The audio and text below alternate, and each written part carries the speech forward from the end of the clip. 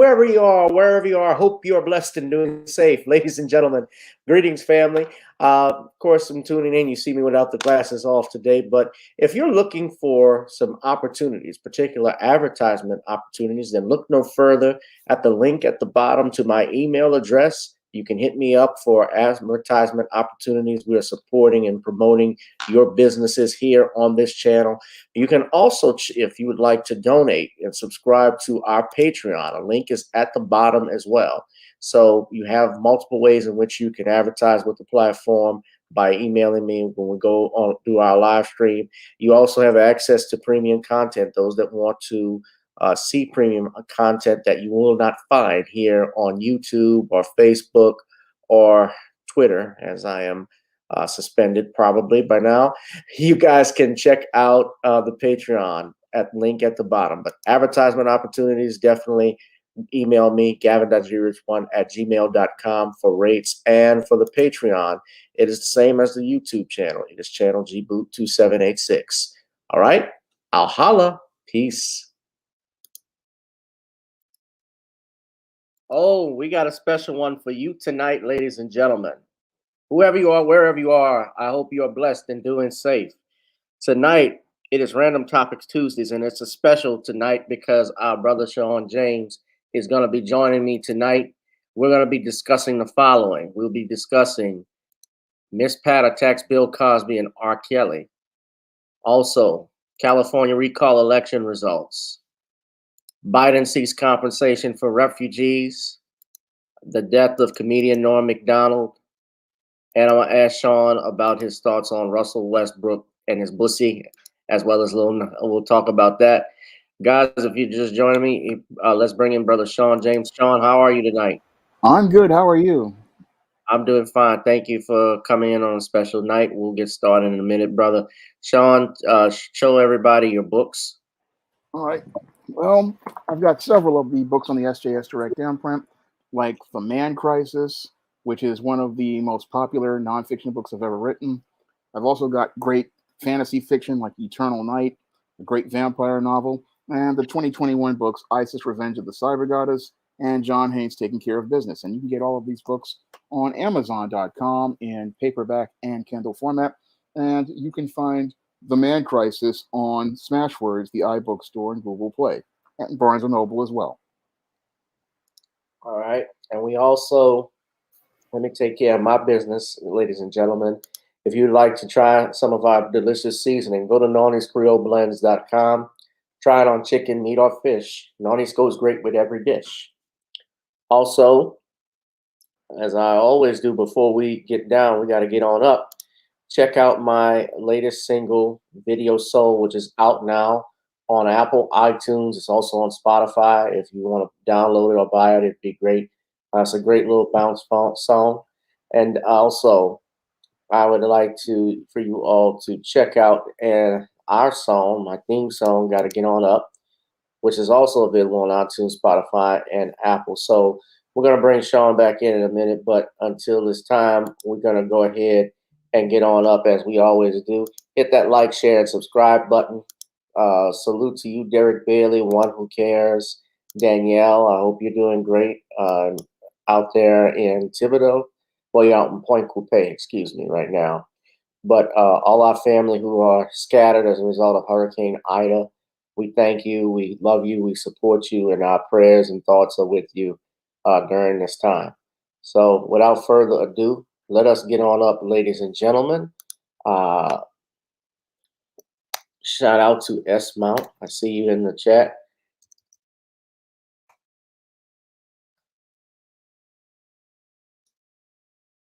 But let us begin, shall we?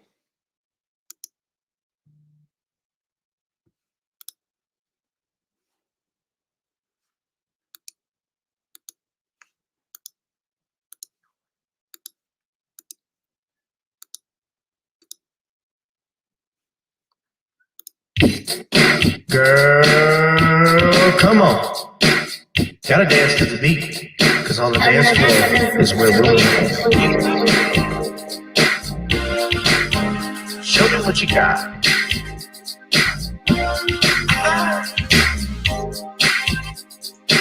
You gotta feel the groove. Feel the groove, get on the floor. Get on the Right now the party's wasted. There's nothing much to do. But once the groove gets started, tell me, what do you have to lose? Just look into my eyes, girl, as we glide across the room. And what to my surprise now, the beat takes hold of you. Now if you're feeling like I'm feeling, so come on baby, let's start feeling. Time to get this party started. Ain't no time for broken hearted. When the rhythm takes hold of you, there's only one thing left to do. Cause the beat is really time to get your body. Gotta get on and move your body. Cause when the beat is really start to feel your body.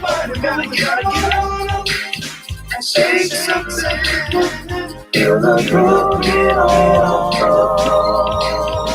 Get on the Now the DJ plays the wind.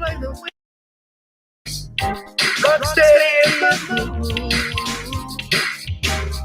Put on the fire. Tonight we're gonna groove.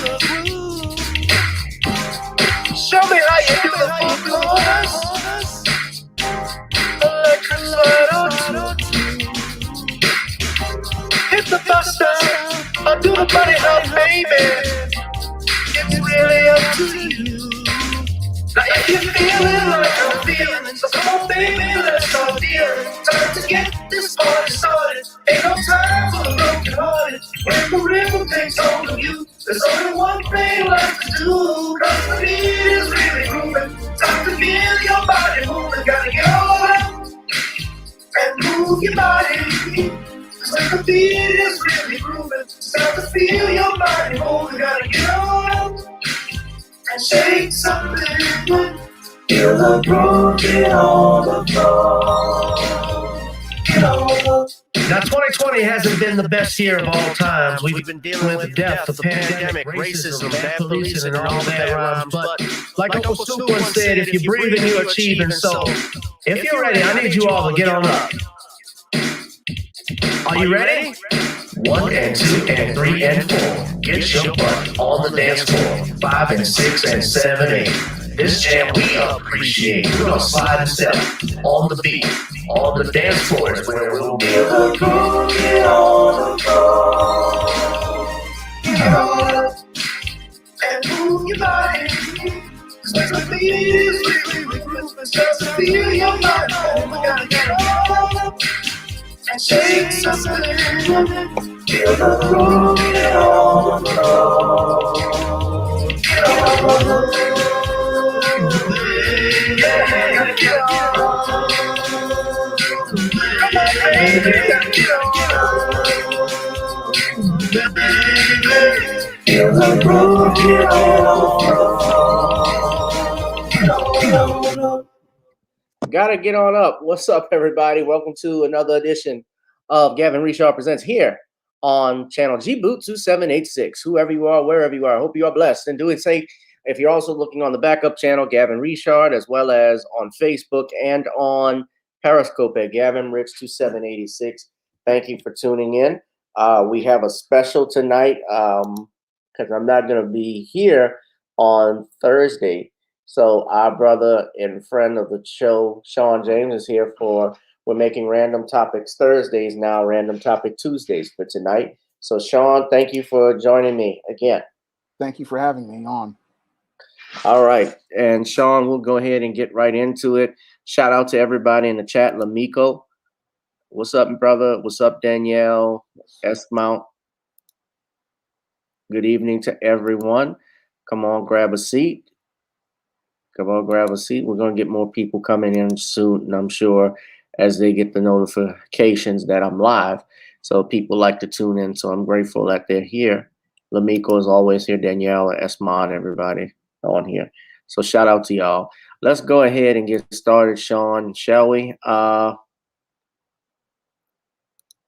top news, I just learned this I'm just actually reading about this a few days ago. Biden is seeking compensation for Afghan refugees. According to CBS News, uh, we have the article out right here. I'm going to pull it up for you so everybody can see it. But CBS News reports that the Biden administration on Tuesday called for, and this was this past Tuesday, called on Congress to pass tens of billions of dollars in funding to keep the federal government running as lawmakers work to pass its annual budget legislation. The bill, I should say, it just doesn't include funding for Afghan refugees and allies. It does include, it's a national budget apparently. It also includes relief for natural disasters that have hit, like in my home state of Louisiana. Also, what's going on in Texas with Tropical Storm Nicholas, and of course the hurricane. We've been dealing with Hurricane Ida, and even Nicholas, because that's going to skirt along the Gulf Coast as well as we speak right now. It's raining. It's been raining all day. But CBS News reports that the administration is seeking $6.4 billion for sites to process Afghan allies overseas and in the U.S., as well as for security screenings and humanitarian assistance. An administration official said the funding request will support plans for as many as 65,000 vulnerable Afghans to arrive in the United States by the end of September, and up to 30,000 additional Afghans over the following 12 months. The money includes $2.4 billion for the Defense Department, $1.3 billion for State Department for help with refugee resettlement, $815 million for USAID,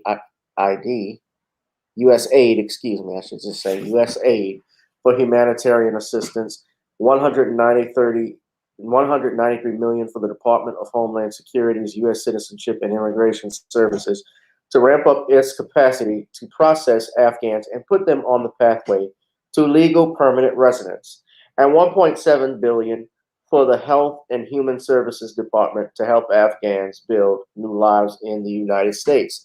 The operation to move out of danger and to safety tens of thousands of Afghans at risk include many who've helped us during our 2 decades in Afghanistan, represents an extraordinary military, diplomatic, security, and humanitarian operation by the United States government. It goes further and says, this was from the White House Office of Budget Management Acting Director Shalanda Young, and it states here they're looking to give at least $14 million and $14 billion for disasters from the last 18 months prior to the devastations caused by Hurricane Ida, with storms such as Hurricane Laura and Delta, as well as wildfires and more. Officials are seeking at least $10 billion for Hurricane Ida recovery, which could increase as the destruction caused by the storm is further assessed, officials said. Okay, let's go ahead and get started on this, Shawn. You're talking about $15 billion in aid for natural disasters, which I think is good. But now you're talking about $6.4 billion for Afghan immigrants to come over. And all of this in the wake of COVID-19. I'm wondering how many of them are they being mandated. I won't talk about it too much to get the jab, but we're opening up our borders. This is a president who has talked about having open borders for illegal immigrants from Mexico and from South America who were able to come in like that. I don't believe they've been tested for COVID, for the woo-woo. I have to be sensitive with my words here. And on top of that, we're talking about $6.4 billion to Afghan refugees. We have people in this country, Shawn, that are homeless. People, veterans who are homeless that don't have jobs, don't have money. Their families cannot support them, and they cannot support their families. And I'm wondering what is up with this administration's plan with this. Not to mention, also, I also saw it was reported, and I just want to share this with you all.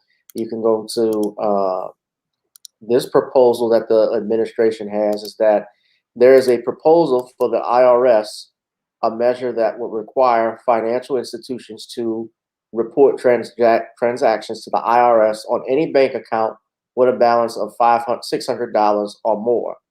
And this apparently has upset Ohio community bankers and Republican legislatures up in Ohio. The Treasury Department says the proposal has drawing objections and others that will require that more information be sent to the IRS will reduce tax evasion and improve collection of taxes that are already due, generating an estimated $460 billion in tax revenue over 10 years.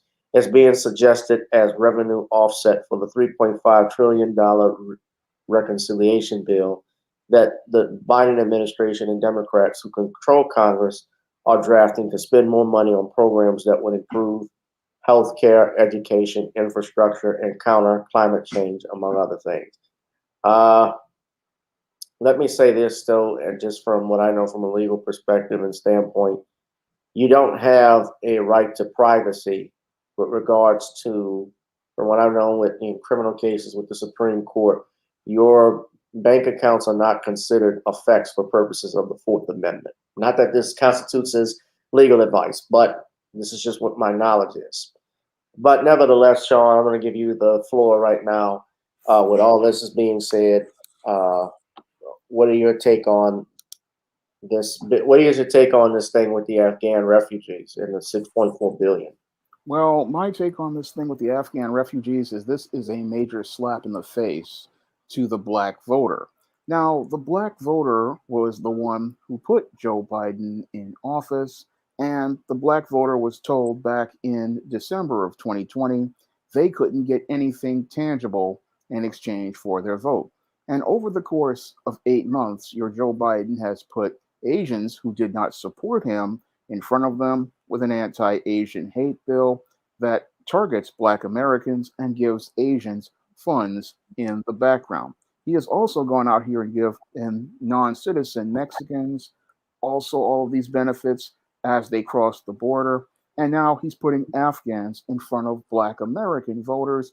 And Black American voters should be really sour about this because this president continues to express his contempt, but he begged us to take our booties to the poll to vote for him in his paternalistic ad back in 2020.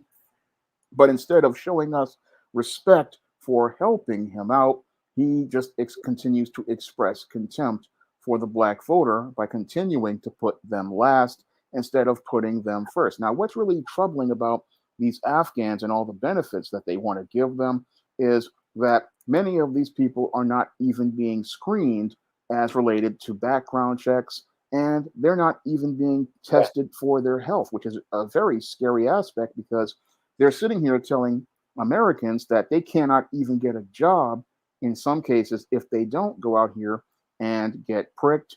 But these other people, they're coming in here with no background check, no reference check, no sort of vetting, and we don't know if there are ISIL sympathizers or terrorists in this group that are slipping through either through those airports that are coming from Afghanistan. That's a good point. I'm sorry, John. That's a damn good. Or if they're slipping through the border. So your Joe Biden's policies are putting America in grave danger, but he continues to press on.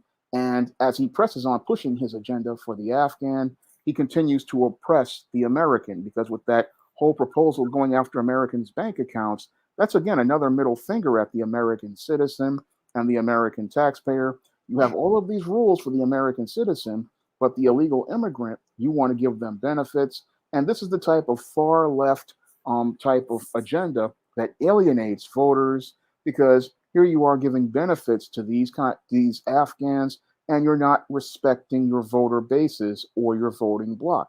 And this is the kind of stuff that leads to the House and the Senate flipping, and eventually can lead to the president already losing the next election, because Joe Biden's approval rating is already at an all-time low. And he further continues to alienate voters with these types of far left proposals, which just turn people away, because instead of putting the American first, he puts the Americans last. And even worse, he puts the Black American who went out here and voted for him in large numbers, because we were told about the evil orange man, but he continues to express contempt for most Americans out here, Because when you look at his agenda and his platform, it's like one big middle finger up at the American taxpayer. And he's like, oh, I want to help out these immigrants by giving them welfare. Well, why is it okay for the immigrant to have welfare, but the black woman is called a welfare queen? And then maybe that was called some by Ronald Reagan, but also those on the left. I believe some of them may have used that term as well. But the expression of Yeah. contempt at the black woman for having welfare is well known throughout many of these political circles. It's the black woman is called bad for having welfare, but the Afghan is it's okay for them to have welfare and it's okay for them to have tangibles, even though they are not voters and they're not citizens. Black Americans help build this country, but we can't get any tangibles from a government, even though we voted in a large majority. And that's a lesson black people need to learn about Joe Biden and this 2020 election is this is why you have your own agenda. This is why you pick your own candidates. And this is why you don't vote for anybody unless you get tangibles in exchange for your vote. Most definitely, Sean. You we're getting and waiting on so-called. We got a $1,600 stimulus check, probably less than that. Remember that depended on your income. If you made so much money as a couple, if you made over, I think, $100,000 by your salary, you didn't qualify for that. If you had kids at home, minor children, and you made so much or so little, then yeah, you could get that. But if you were a single person and you made so little, yeah, you could get that. But first off, that $1,200 is going to go fast. That 1,600 goes fast. Uh, there was not, you can't even. Where can you spend it on but your rent? Even if they put it on moratorium on it, your bills still have to be paid. Your, your internet, your cable, not to mention your electricity, because that comes first. Your food, groceries, so you spend all of that. But you have people who are not American citizens getting $32,000 checks, and they're going to use this money, Sean. This is what's going to happen.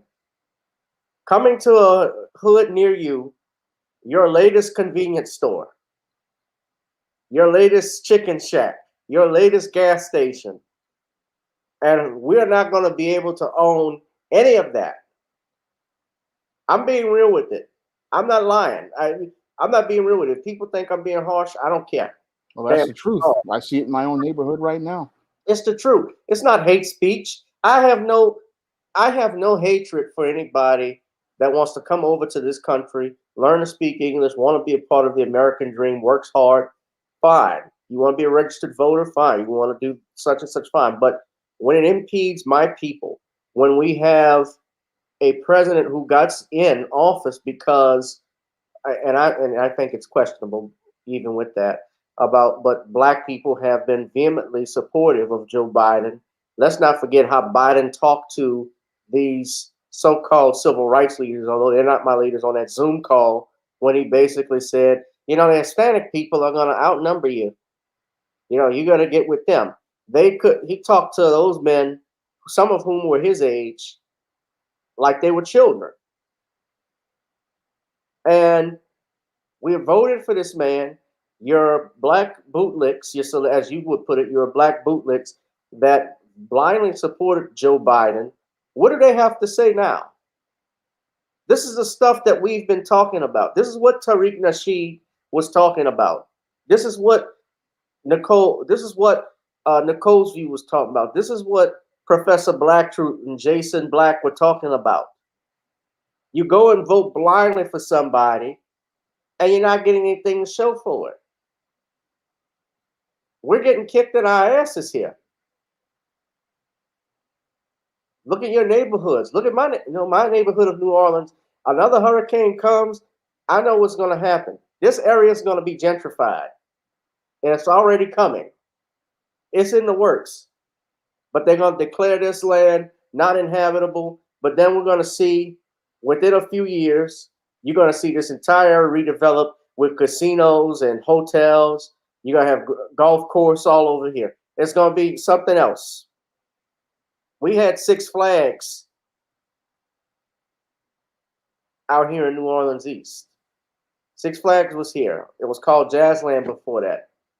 They are still trying to find out what they're going to do with this area, do with that. They want Drew Brees and his team to have something to do with it, even though people didn't vote for Drew Brees to have it.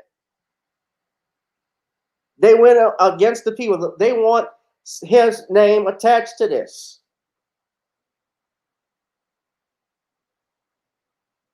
We're not getting anything, people. Yeah, Black Voltron, they've set up shop here.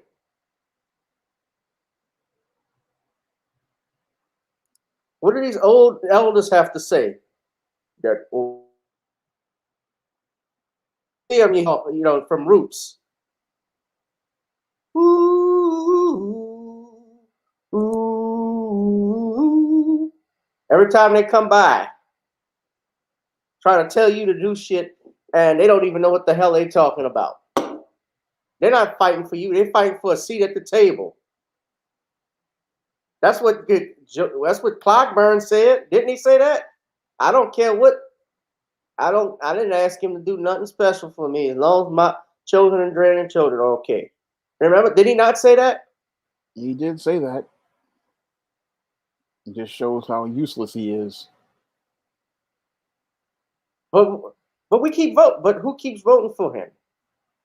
These baby boomers who just think that they have to support this party no matter what, not understanding that you can't keep supporting people who don't support you. Right. I mean, everybody else votes on agenda and tangibles, but black people, we're just like stuck with a bunch of NPCs who just are so emotional because they vote basically for white validation and approval. They don't vote on agenda. They vote to make white people happy, and they want to please the white master. And that's the kind of mindset that's really messed up as related to the black voter. And that's why we keep losing every time. Yeah. I never forget. I've told you this story before, Shawn, when I was in a clothing store out near the Lower Ninth Ward, right between Lower Ninth Ward and Chalmette. It was owned by these Middle Easterners. I want to say it was Pakistani, or it could have been, I don't know about Indian, Afghan, I don't know, but somewhere from that area. And I never forget him following us throughout the store. I've had that happen to me when I was a teenager back in the 80s all the time. I was with my parents, following us throughout the store, even telling me at that point I couldn't put the shirt on because I got my hair cut. I just did stop shopping at those kind of places. And I was so glad when I could find mail order and internet, so I don't have to deal with any of those people. No, I don't want to deal with them either. Fuck them. Yeah, I just say take my money elsewhere, and I've been taking it elsewhere ever since I was in my early 20s. And when I found mail order companies, and when the internet blew up, I was glad to leave these people alone because I could vote with my dollar. And a lot of those businesses, they're no longer here anymore. Yeah, no, they're not here. They're not here. Good. So we need to own. We need to own our own gas stations, man. Yeah. You're about to say something, Shawn. I was like saying, it's like Mr. Superboy says, know your history and control your dollar. And I agree with him on that, yes, you need to know your history and you definitely need to control your dollar, because when you control your dollar, you can shut these people down and push them out of your neighborhood. I've seen Hispanics do this in my old South Bronx neighborhood. When these Arabs would come to the neighborhood, opening up their store, the Hispanics just said, no, we're not going to shop there. We're going to shop with our own. And I've seen these Arab stores go out of business in less than a year. I mean, this is what I've seen when you flex your economic muscles. I've seen Puerto Ricans, Dominicans, Ecuadorians, all of these Hispanic people came together and said, no, we're not shopping with you. We're only shopping with our own. And this is in a neighborhood, again, predominantly Hispanic neighborhood. I've seen 4 to 5 Arab-owned stores shut down in the course of 2 years. That's economic power right there. They even ran the Asians out. Yeah. That's how powerful those Hispanics were in the Bronx. They ran them out. What they did was they basically shop there. They boxed them out. Yeah, they boxed them out. And they were so powerful. The Hispanics now own the Asian fruit stand. That's how powerful they were in my old neighborhood. They practically ran the Asians out and then bought the store. Mm, I mm-mm. mean, yeah, that's economic power Look right what there. happened in well, look at Detroit. Detroit back in 2000, the Arabs don't even make up 1% of the population. Yet they had, I guess, little Saudi Arabia out there in Detroit, where they had all the gas stations that they controlled in a black neighborhood, and they made and ranked in damn near $75 million in 1 year. That's all the black dollar because the only people who support them are black people. Everybody else does not. I mean, everybody else will walk away. I mean, I've seen the Hispanic community shut them down in, again, less than a year, 2 years. The stores come, the stores go, and eventually they fall into Hispanic hands. That's how powerful they are. And we need to start flexing our muscles because we have even more economic power. I mean, we have 3.3 trillion in spending power. And if we flexed our muscles like that, we would probably take all these minorities out. Oh, most definitely. We could, you know, Dr. Claude Anderson's talked about setting up like a train station or train transit that he wanted to run in some of the major cities where black people could go shop and do business. He talked about that. My father has talked about setting up before when we're talking about New Orleans, he's having a monorail from New Orleans to Baton Rouge. He had talked about it beforehand and running through New Orleans East. And now they ignored him, but now recently they're talking about it with the state. So we miss out on a lot because we're all caught up in bullshit. Let me just give you one example, and before I go, I'll never forget, Shawn, when we were talking about forming our own city. I had a family friend. We told this to, I think, and I've shared this before, but I'm going to say it again. We had a family friend, some friends we were talking to about this idea and talking about the dollars that we had, the millions that we made in sales tax alone, and as well as in property tax. This area, District E, in 2012 had over $275 million in taxes, and we're not have no shopping malls, no movie theaters, nothing to show for it. My father said, "Well, we want to form our own city," and I'll never forget this family friend. I won't name their name, but she actually said, "I don't care whatever they do, as long as we got a Walmart in this neighborhood, I'm good." That's a messed up frame of thinking. I mean, we shouldn't That- be thinking about that's going to Walmart. We need to be thinking about getting our own businesses. So that Walmart means Walmart is first off, Walmart is already in some of the smallest towns in America. If you go drive around, they have them in places like like I was in Terrell, Texas. They got Walmart there. They got Walmart in populations that don't even, out in Denham Springs, out in uh, Zachary and Baker here, well, outside of Baton Rouge. That's mainly the major store that they have there. So why is that something you just want there and not your own stores or even just more quality? That's messed up thinking. Yes, that's ridiculous. I looked when she said it, my mouth dropped. I just couldn't. But that's the mentality we're dealing with. That's what I'm fighting out over here. yeah. And sometimes I feel it's not worth fighting over because it's like it's a lost cause. The problem is a lot of our people have messed up minds. They're just so caught up in their obsession with white validation and approval. They're not thinking about empowering themselves. They're just so caught up in being codependent on white folks. They don't understand if you have your own, you don't need them. And that's the whole problem is that they want to depend on white people. And it shouldn't be like that at all. Yeah, most definitely. But we'll continue monitoring this. Shawn, I did just quickly. What do you think about the IRS proposals with the IRS that they want to monitor transactions of $600 or more?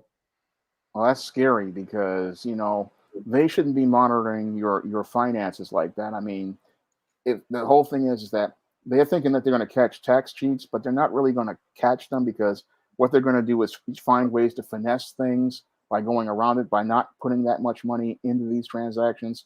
So they're thinking that they're going to be able to catch these tax cheats to fund Joe Biden's agenda, but this is all going to blow up in their face because who puts that kind of money into those things? And again, as somebody who actually does file taxes, I report practically everything that I get. So if there's a transaction there, I have it documented in records So this doesn't really stop anybody. And again, it's all about them trying to fund their agenda for these social programs. But do we really need all of these social programs? I mean, that's the critical question I have to ask, because these social programs, they're just pork barrel projects for these politicians to sit there and play big shot at the expense of the American people.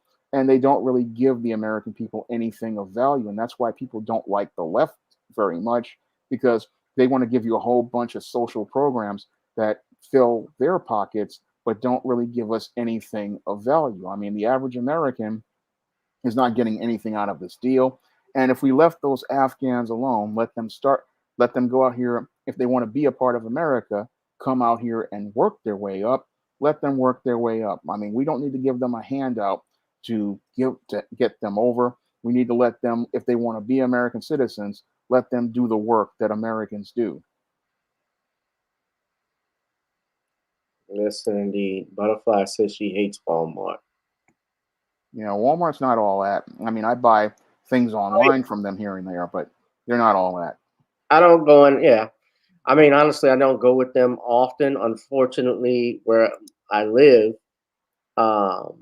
it's the closest grocery store that I have. Of course, there's Winn-Dixie, there's Rouse's, but Rouse's is either on the North Shore or in Jefferson Parish or by the lakefront. We have Winn-Dixie, which is okay. But yeah, man. Yeah. But I don't really like going. I haven't gone to Walmart. It's been a little. Walmart reminds me of Target, and usually Target here in the Bronx has had nothing as of late. So I usually like Target. Yeah, it's like it's like you go there and stuff is always out. So it's like I just don't even bother with them anymore. I stopped when Target was pushing the. You know what I'm talking about? Yeah. Yeah, Walmart is all self checkout. I've been in it before because I had no choice. You know, I went recently, but I don't really go like talking about it. If there's no other choice, then okay. But I just voted for Gavin Newsom to be recalled and wrote in Tariq Nasheed for governor of California. Got to stay on code. That's what's up, Black Voltron. Yeah, Tariq Nasheed. Derek Bailey says, yep. We're gonna send it out. Since you brought up Gavin Newsom, let's go ahead, I guess, and get in our next topic. We're gonna look at the California election recall election results. I don't think there's anything new to report right now, Shawn, in regards to the recall as of. Although we can go on and look, this is who you're going to get. And in California, Donald Trump is not very popular. And what he's done is try to paint his primary opponents as Trump supporters who would take over the state. This is courtesy of CBS News. I do not. All right, Tom. Thank you so very much for that. All right, let's go back to. This is being shared only for news purposes only. I don't own it. However, Fair Use Act of 1978-6 does allow purposes of copyrighted material to be shared for purposes of commentary, news, as well as education and a few other things. So, shorter than it was about, I would say, 30 minutes ago or so, but still people say it's about 45 minutes to an hour wait here. We want to show you another location where it's actually pretty busy right now, too. We're hearing that there's long lines over at Beverly Hills City Hall, another LA County Vote Center. That is reporting wait times of about 45 minutes to an hour as well. And at one point earlier in the day, that was the place with the longest wait time. But these are, of course, fluctuating. We'll show you some more video from here in West Hollywood. Just after 5 o'clock today is when we really started to see the lines pick up. A steady stream of people coming here to Plummer Park Community Center. Most of the voters coming out after casting their ballot tell us that they waited about 45 minutes. They say it was well worth it. A lot of people are surprised to see the long lines for a couple of reasons. Some people tell me that they expected more people to vote by mail. Others say they expected more people to actually vote earlier in the day. And we just talked with a woman who says that she never has seen lines this long aside from a presidential general election. So she was surprised to see that as well. But here in West Hollywood, again, and at any of the polling places, You have to be in line by 8 o'clock to be able to vote. Even if there is a long line, like here in West Hollywood, you'll still be able to vote, again, as long as you are in that line by that deadline. Live in West Hollywood, Rick Montanez. We'll go back to you, Pat and Juan. All right, thanks so much, Rick. A lot of interest in this recall election, Juan. Well, Governor Newsom was in San Francisco earlier today, and he's spending this election night in the state capital of Sacramento. The other leading candidates are spread out across the state tonight. CBS NLA's Lori Perez is live in Costa Mesa with the Larry Elder Camp. Lori.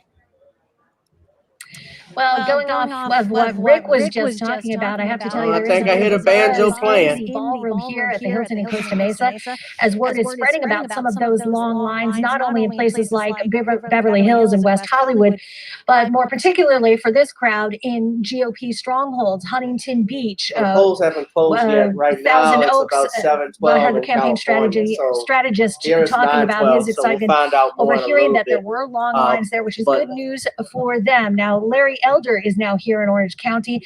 We're told he is in a good mood and even excited about this final hour of voting. Whatever happens, we're told he will later this evening join the large crowd expected here at this Hilton in Costa Mesa. Today will end a frantic 7 weeks since Elder got into the race at the end of July.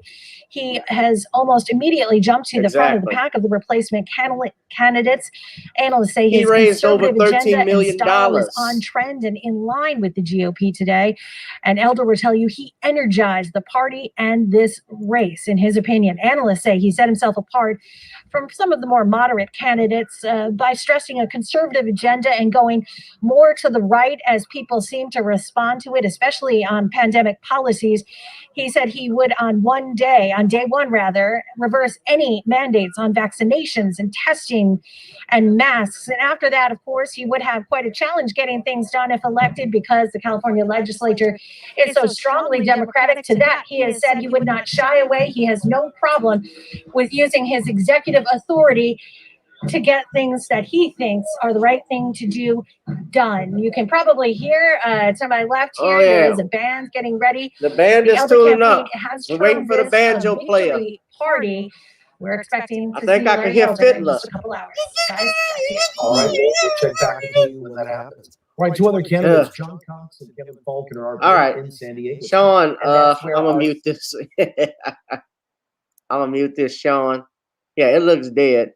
So, what do you think so far? Sadly, the only loser in this election are the people who still remain in the state of California. When I look at the state of California with this recall election, sadly, it reminds me so much of New York when I was growing up in the 80s.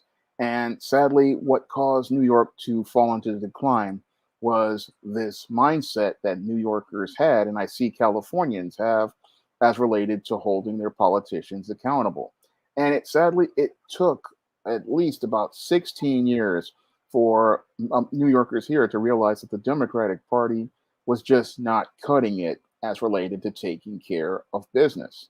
And that's what I see with the sad state of California, whether Newsom is recalled or Larry Elder gets in, is that the mindset there is just completely messed up.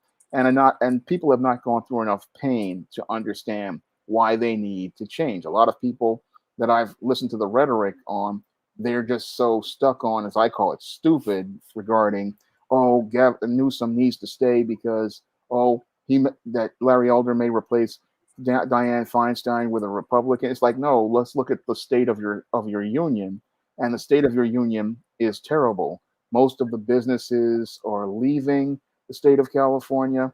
Many residents who already had money have left. And what's left in the state of California right now are doleful creatures. And they're sitting there paying $5 a gallon for gas while people are homeless. And there's all this fecal matter and filth in the streets. But your Gavin Newsom, he's so caught up in his ideals, he cannot think about the real struggles that people are going through in the state.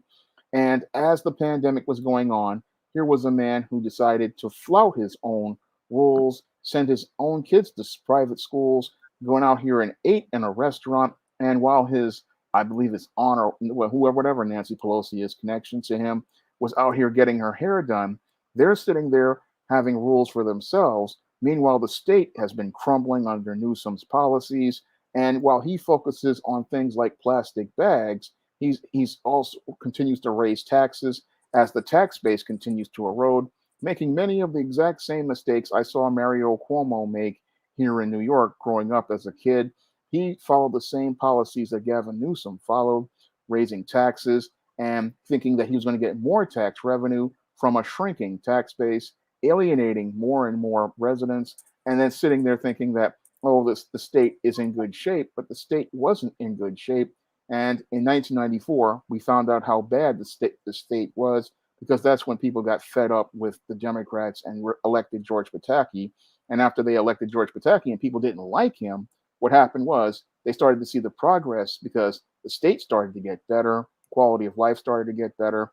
We saw more investment, we saw more tourism, because we changed from these crazy far left policies to more conservative ones. And that's what California needs right now. They need somebody who can put some structure and order in that state, because what's happening now is everybody's thinking, oh, this guy needs to be saved. But no, this guy needs to be terminated. But sadly, Larry Elder, I don't know, he's a bootlick, so he's the wrong man.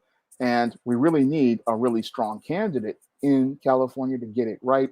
And we need somebody to knock out this far left agenda over in California, because this is the second biggest state in the union, and it's this close to the same fiscal crisis I saw implode New York growing up in the 80s and the early 90s, and it's following the same failed approaches, but still expecting change. It's like nobody's looking at history at what happened in New York's fiscal crisis, because that's coming to California. If you keep voting Democrat, you're going to have the same fiscal crisis that we had in New York in the 70s, 80s, and early 90s, because they just keep spending money on social programs, raising taxes on an eroding tax base, and then expecting to get people to invest in a state where you have the highest taxes and you have all these blighted conditions. But what incentive would any business owner have to invest in a state where you have extremely high taxes and you have extremely blighted conditions? I mean, there's no quality of life in California, just like there's no quality of life now here in New York. So what incentive does anybody have to invest in opening up a mall or opening up a business? I mean, if you're going to get taxed to the hilt, then you would just move to another state like Florida or Texas, where there are no state taxes. And that doesn't make the state competitive. And that's one of the things people don't understand about this recall, that you have to have, the state needs to get its act together. And it's not going to get its act together until you get rid of idiots like Gavin Newsom. Yeah. And I've lived out, I was out when I was out in Texas, man, because I got my homeboy is actually evacuated there, but he's going to be moving apparently out there because they had everything that we don't have out here in New Orleans. Just better quality. It's good for young black entrepreneurs, young black men that want to make something out of themselves. So Dallas is nice, man. Fort Worth was nice, even nice, and that was smaller than Dallas. They got stuff out here. Yeah, people are moving, and change does need to happen in California. I think the biggest problem with California, with them being the largest state in the union with 36 million people and everything being Democrat, everything leaning far, far to the left, there's no balance in that. Remember what they did in 2008 when Proposition 8 was actually passed by the voters, if I'm not mistaken, on same-sex marriage. And black voters helped propel that.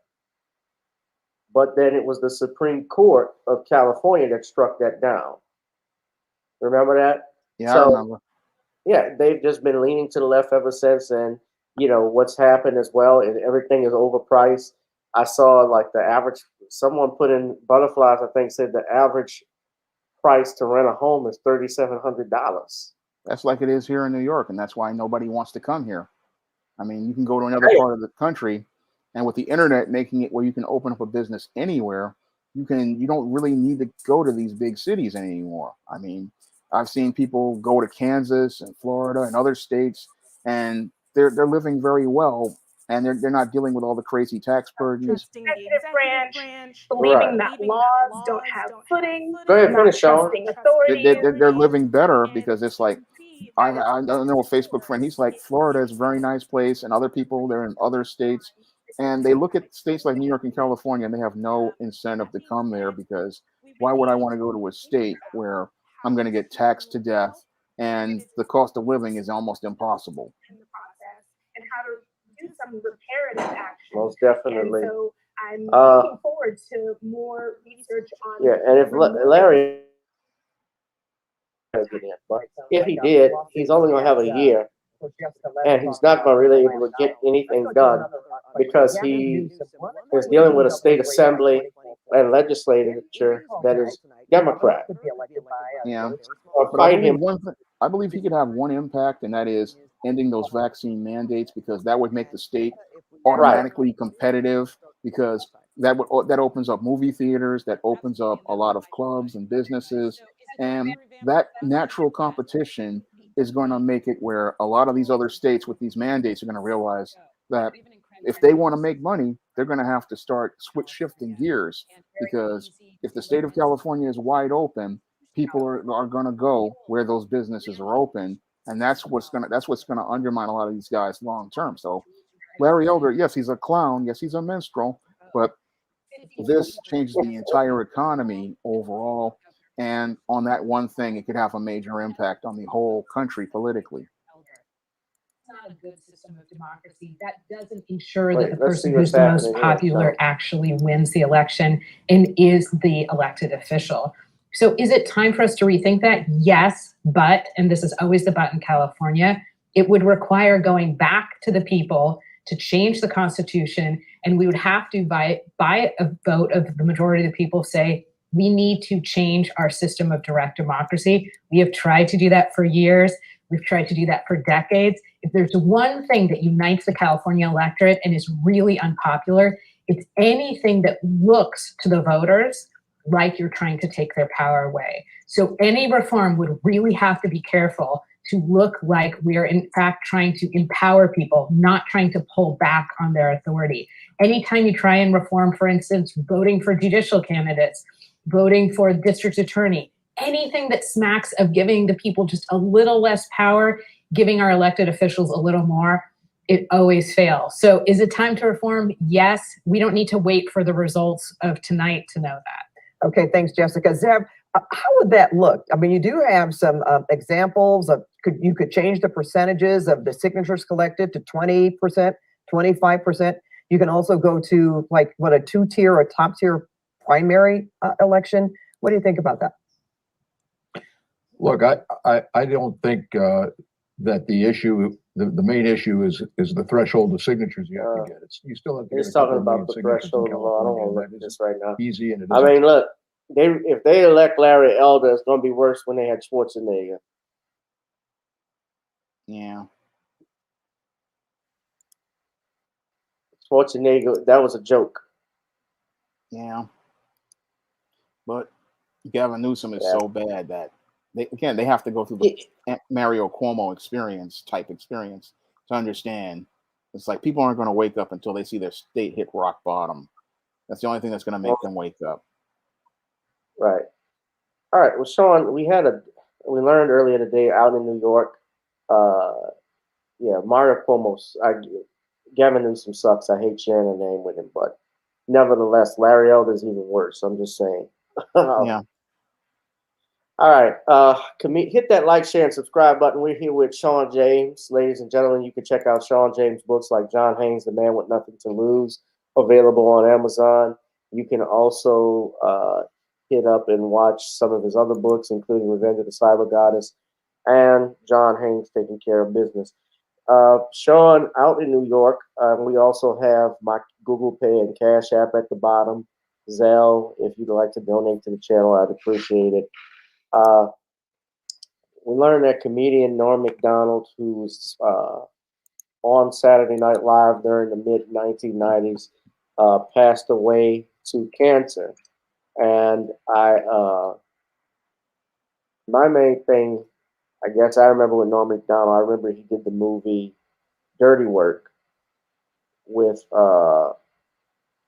Artie Lang, who coincidentally was on Mad TV, was the original cast of Mad TV.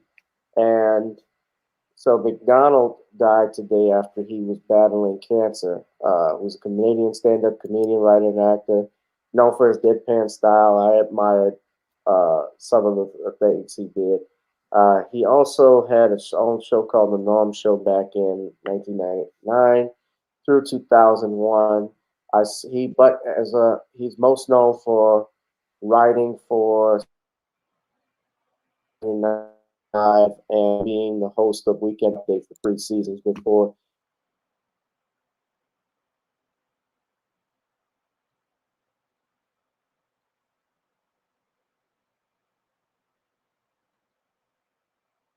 was the O.J. Simpson case. He really dogged and roasted the hell out of O.J., essentially making a career out of it because that's how he got his start. Uh, that's what I remember. Do you have anything you want to say about it? His passing? Well, I was shocked to hear about Norm Macdonald's passing. I mean, growing up in the 90s, he was a major staple for me as related to comedy, whether it was on Saturday Night Live's Weekend Report, doing the voiceover as Death on Family Guy, or even on his Norm sitcom. I mean, I grew up with Norm Macdonald and his wry, sardonic, sarcastic style, and I was really shocked to hear about his passing. I mean, he was, again, a major staple of my 20s and even part of my early 30s. I mean, I remember watching him all the time, and he made some really great jokes. And again, truly talented comedian. We're all definitely going to miss. I'm really sad to hear about his passing because he was, again, one of those staples that I grew up with in the 90s and the early 2000s. Yeah. Well, I remember and I admired, I admired some of the work he did, per se. Some stuff I watched, but I wasn't, of course, too keen on some of the things he said. I mean, they're jokes, but the jokes he's made on O.J. Simpson, Michael Jackson, with O.J. got acquitted, he said, "Well, it's official. Murder is legal in California." Uh, he talked about Michael Jackson and Priscilla Presley getting married and getting a divorce, saying that they just weren't a match. She was a stay-at-home person, and he was more homosexual pedophile. Those are the stuff he would say. There's jokes, but fuck it, fuck it. I didn't care for it, but I don't like speaking ill of dead people, and I'm certainly saddened, yes, to hear of his passing, and at a young age of 61 years old. But I like deadpan humor.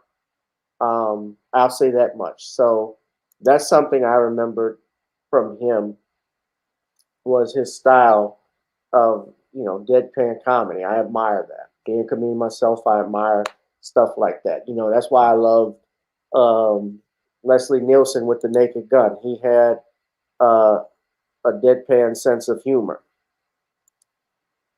There's movies like all the action, the comedy happening around Leslie, uh, and he would have a nonchalant response to it, even though he was the one who caused all the mayhem.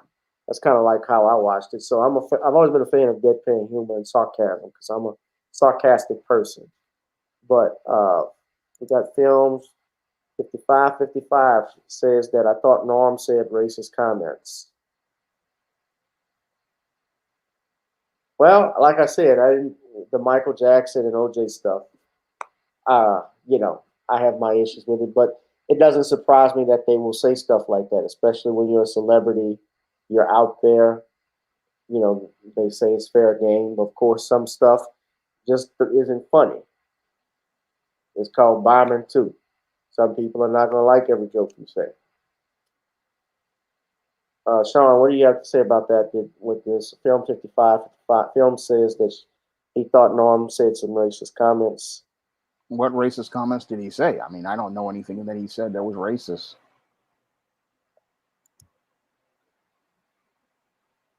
I mean, I've seen a lot of Norm's jokes, and they were just basic humor. I mean, and comedy is what it is. I mean, people always I mean, comedy is going to offend some people here and there, but I have never really heard him say anything that was considered really racist. No, I had not either, to my knowledge. And if he did, fuck, like I said, fuck him. Yeah. But what's interesting, he claims that Don Olemeyer, who was the president of NBC West Coast, reportedly got him fired from Saturday Night Live because he was close friends with OJ. And he said, "You're not funny," and he thought OJ was innocent. Although Olemeyer actually disputes what he said, disputes that. And Norm Macdonald actually confirmed that that didn't happen. So, and Saturday Night Live. Sounds like they were just against him because he supported OJ and all these white supremacists. They all believed that OJ was a killer, but he was never a killer, and it was based on the evidence that the prosecution presented.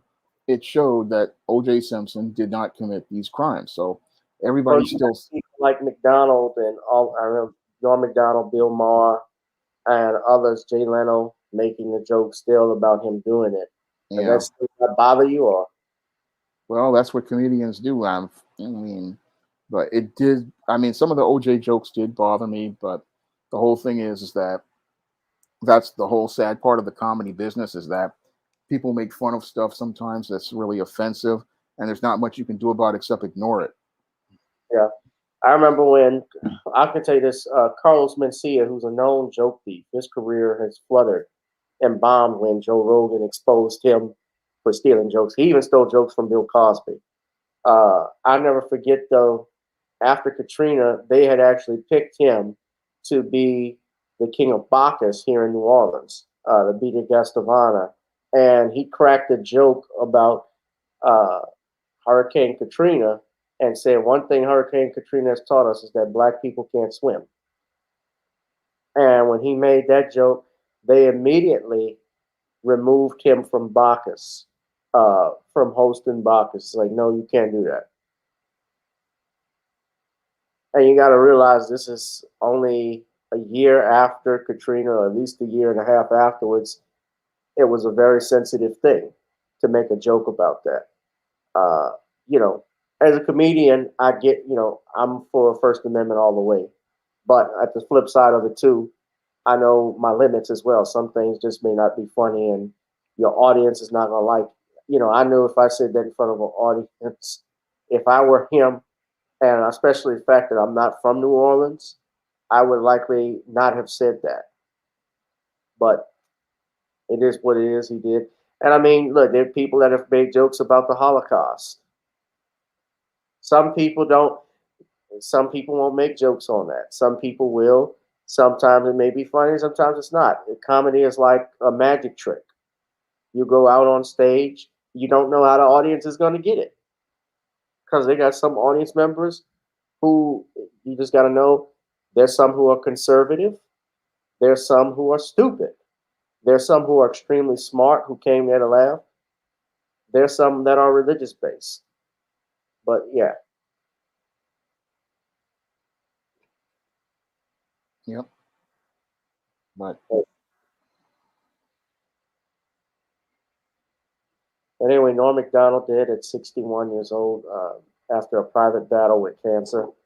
Yeah, but I remember him also the movie. Another movie he did. He was also the voice of the dogs. The voice of. Did some voiceover work in some cartoons. He was also in Dr. Dolittle with fellow SNL alum Eddie Murphy. In fact, he tried to get Eddie Murphy to do the Bill Cosby joke back in 2015 for the 40th SNL anniversary. And he did a long Twitter thread about it. And remember, Eddie Murphy refused to do so, right? Shawn? Yeah. I don't know. I haven't watched SNL that much because it got so political. I just stopped watching it. Well, I mean, SNL is not even funny. No. They stopped being funny after Norm and Phil Hartman passed away and Chris Rock left. That was the last great SNL group. I mean, when you think about SNL, it's the Eddie Murphy era, and you think about the Norm Macdonald, Chris Rock, Chris Farley. those were legendary comedians. I mean, these guys today, all they know is social justice, far left, and it's just not funny. I mean, my Joker Joe Biden segments are funnier than SNL right now. Yeah. Well, I didn't. Well, even in the '90s when McDonald was a part of SNL, they actually had their lowest ratings of all time. Yeah. That 94, 95 season was horrible. You know, to the point where they were about to get canceled, I think. And Yeah. Eddie Murphy, you know, like Eddie Murphy saved it in 1980, in the 1980s. I think Will Ferrell, if I remember correctly, when he came on in the 90s, that's when SNL picked up. They do better when it's a political, during a political season, when people Yeah. imitate the president and so forth. Whenever the election was come on, that's when they do their best, get their best ratings. Other than that, they suck. Yeah, they've been I'm garbage for a while. Mad TV, and In Living Color should still be on there. Yeah, they were way funnier. They were way funnier. Right. Like I said, when Artie Lane was with Norm Macdonald doing Dirty Work, that was Artie Lane's. Artie Lane was the original member of Mad TV. But you know, Artie had his drug issues. Yeah. And Butterflies, you really old. You remember Dan Aykroyd and Gilda Radner? Yeah, I remember that group. That was when I was very little. That was like golden. That was the early age of I don't even SNL. remember Eddie Murphy. Eddie Murphy was like mid 80s, was like 80, I think 81, 82, something like that, 83. I mean, they were this close to cancellation before Eddie came along and saved them. And then after that, he went to do Beverly Hills Cop and 48 Hours, and then his movie career took off. Right. He got to host SNL while he was a cast member of Saturday Night Live. That's how popular Eddie was. And I mean, he was the show. He was a ratings draw. I mean, right. When he came and hosted just this last time to promote Dolomite Is My Name. Yep. Yeah.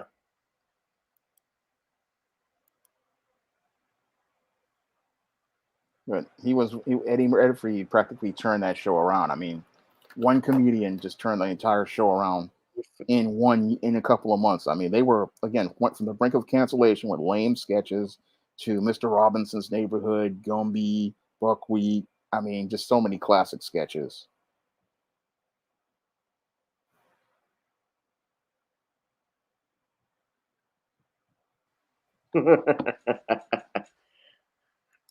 I'm just messing with you, Butterflies. I'm sure you're beautiful. I have no doubt you're beautiful on the inside and out. Yeah, Chevy Chase. Yeah, he only lasted one season. Yeah, but like Eddie Murphy saved Saturday Night Live, Michael Jackson saved MTV, and Bill Cosby saved NBC, which brings us to our next topic. Miss Pat attacks Bill Cosby and R. Kelly. Now, those of you who watch Comedy Hype News, Comedy Hype did a sit down with Miss Pat talking about Bill Cosby being let out of jail or prison, and to which Miss Pat, and I'm sure, I don't know if anybody has seen the video. Shawn, you have seen it. I've seen it. Yes, and to what everybody has heard, what she basically said is he's free because he got money. Now, I mean, I'm only going to play. I don't want to get a copyright strike, risk a copyright strike, but I will play, if I can, at least the audio from the Comedy Hype News and her comments. But I'm trying to be very careful with it. I don't want a copyright strike. Again, this is Fair Use Act of 1976. This is being used for purposes of commentary, news, and education only. I don't own the rights to Comedy Hype News. Let me go ahead and play that for everybody to hear. And and I won't play the video, but I'll play the audio so they won't say I showed the video. All right. So I mean, it's crazy.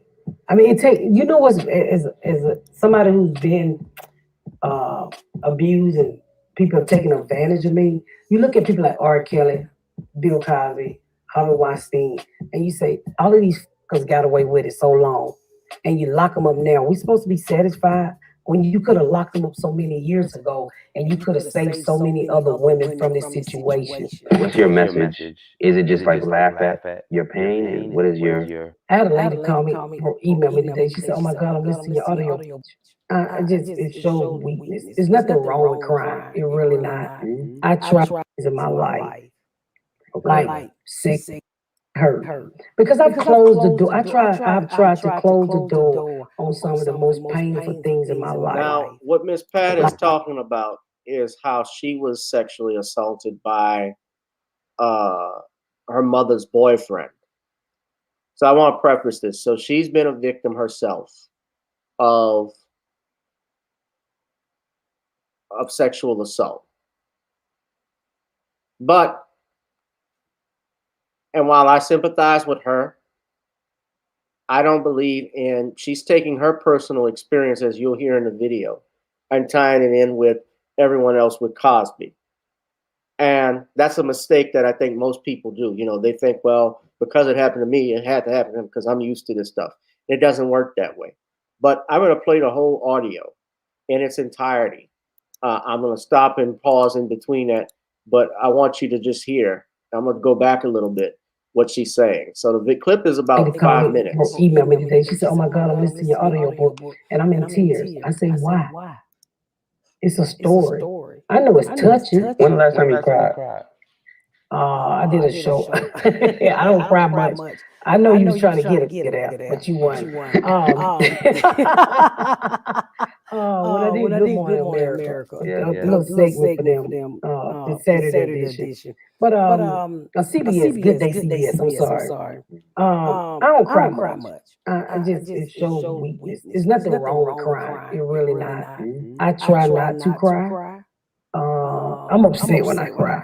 Or I'm really hurt. Because I've closed the door. I've tried to close the door on some of the most painful things in my life. Like sexual abuse, the baby daddy that abused me, my mama did. So many other things that happened to me. And I'd rather be happy. I don't want to sit around and cry about this shot me, this abused me, or whatever. I want to be happy because I'm married. I got a man that treat me like I'm supposed to be treated. I finally got something I worked my whole life for, a second family that loves me. Why do I need to cry? I'm happy. Yeah, you just mentioned I have to mention this too. So you know, Bill Cosby just got released, and he was a comedian that you looked up to, someone you studied, right? In the beginning. And he's accused of doing some things towards women. Now let me stop right here for a second, because I live in the Comedy Hype News. They have Pierre, they have Capone that come on, I believe. They also have Vanessa Fraction who's on there. Comedy Hype News has over 597 subscribers, and essentially they deal with stories and tall tales of comedy from comedians, their experiences.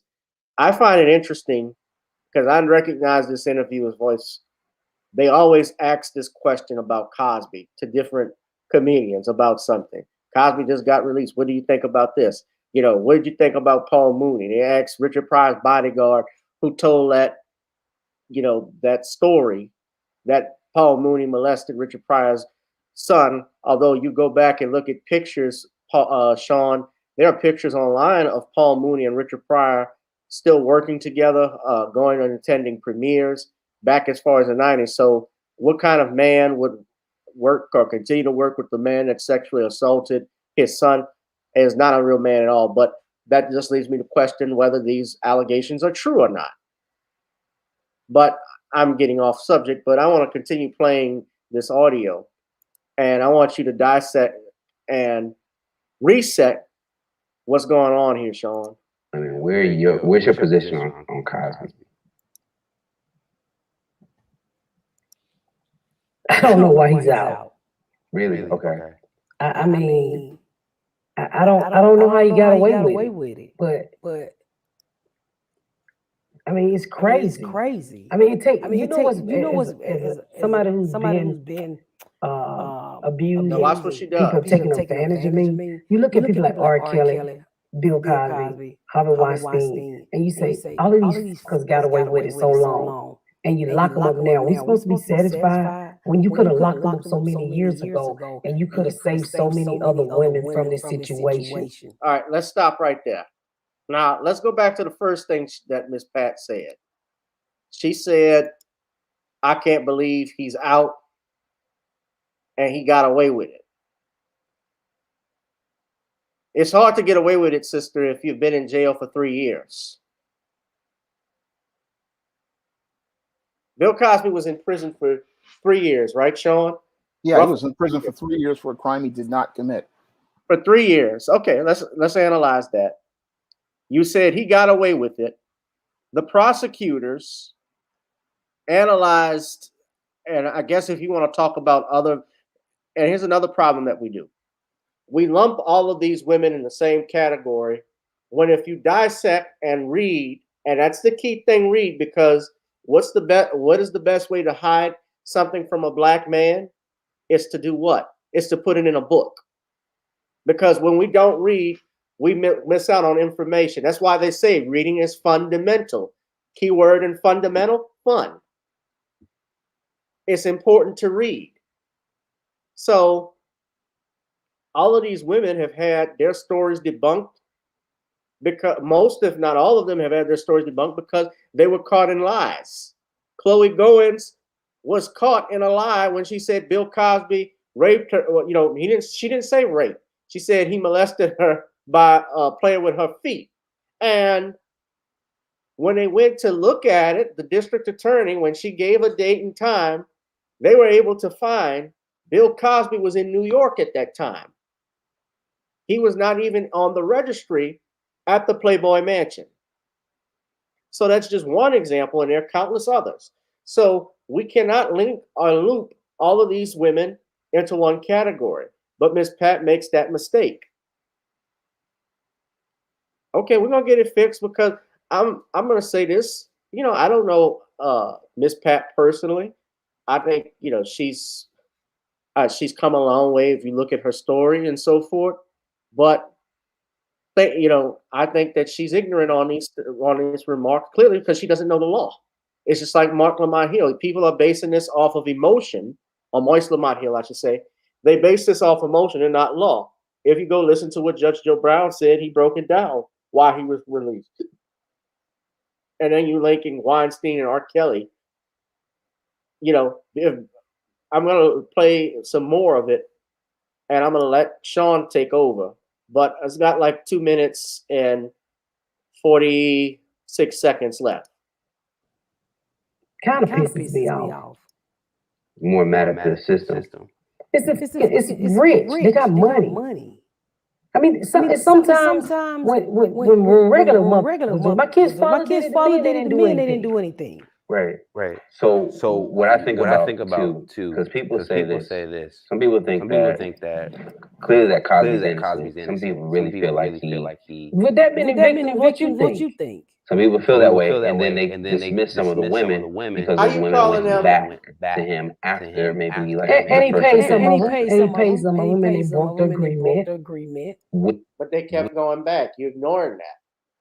These were not children. All of these women were not children. You say his money helped him. If his money helped him, he wouldn't have been in prison from the first place. The district attorney, Kevin Steele, wouldn't have to do a Willie Horton style to get Bill Cosby in prison. Vote for me and I'll get Bill Cosby in jail. His money obviously didn't have any effect. Bill Cosby's worth $400 million. What did that mean in the face of white supremacy? Not a goddamn thing. Did it, Shawn? No, it didn't, because he wound up in prison. So let's continue the video. And please, Shawn, if you're paying attention, I like for you to dissect everything that you're hearing and everybody in the comment section. And I'll address why they can't, sending cease and desist orders per se, because I see she says she will face lawsuits. There's something in the Constitution called the First Amendment. Of course, the Bill of Rights only apply to you with regards to the government, like the government tried to infringe on your rights. That's when we say Bill of Rights. But everybody is entitled to their opinion. Now, networks that spout false information, like CNN did with Morgan Freeman. Remember when Morgan Freeman, Shawn, was accused? Yeah. They tried to accuse him of stuff. Morgan Freeman, the next day, his lawyer was telling CNN cease and desist or face a lawsuit. So they can do stuff like that. I don't know if Comedy Hype can afford something like that. Comedy Hype, hasn't been around. It's been around for a while, but not as long as CNN. I know CNN, Comedy Hype probably has more respectability than CNN. When you experienced being molested or taken advantage of, did you ever kind of go back? And if so, what made you feel comfortable to do that? Like, as far as being I was a kid when I was molested, so I didn't go back. I didn't go back.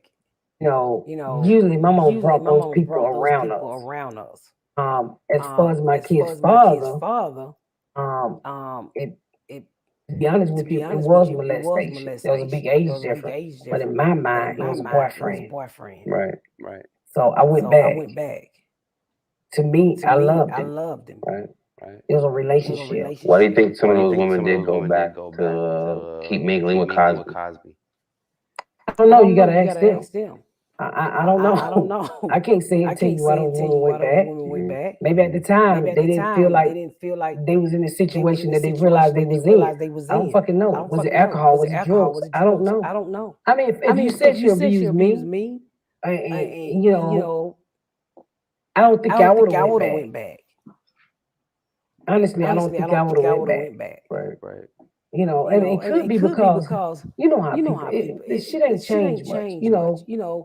People want to hang around famous people. I don't know what groupies do. I never been one. Oh, right. So you don't know That's what a key word.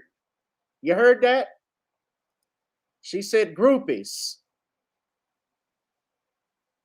Did y'all hear it? Yes, I did. Okay. What is a groupie, Shawn?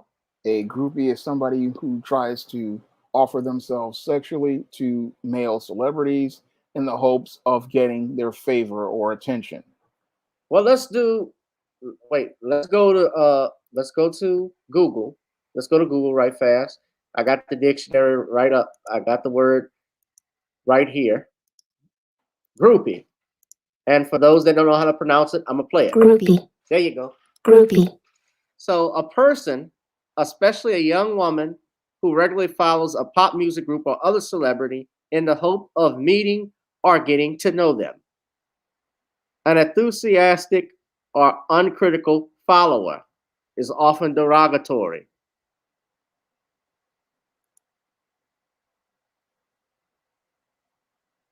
So these are just the groupies of rock and roll stars in the 60s. So when we talk about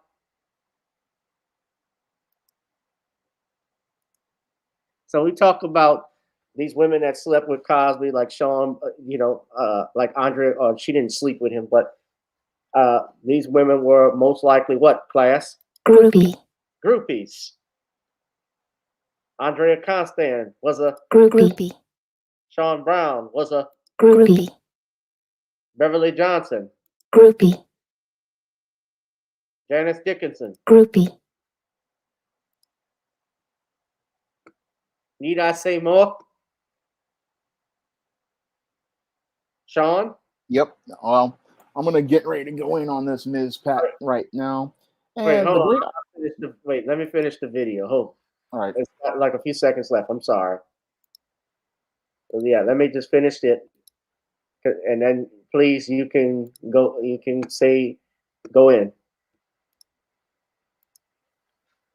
It's got like 30 seconds.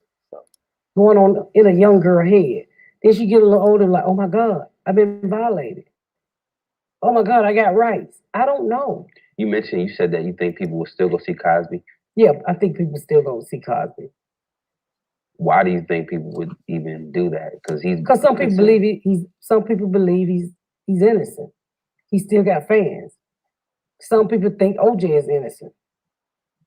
Some people still listen to R. Kelly music. You just got people who like what they like and do what they do. Yeah. And you can't stop them.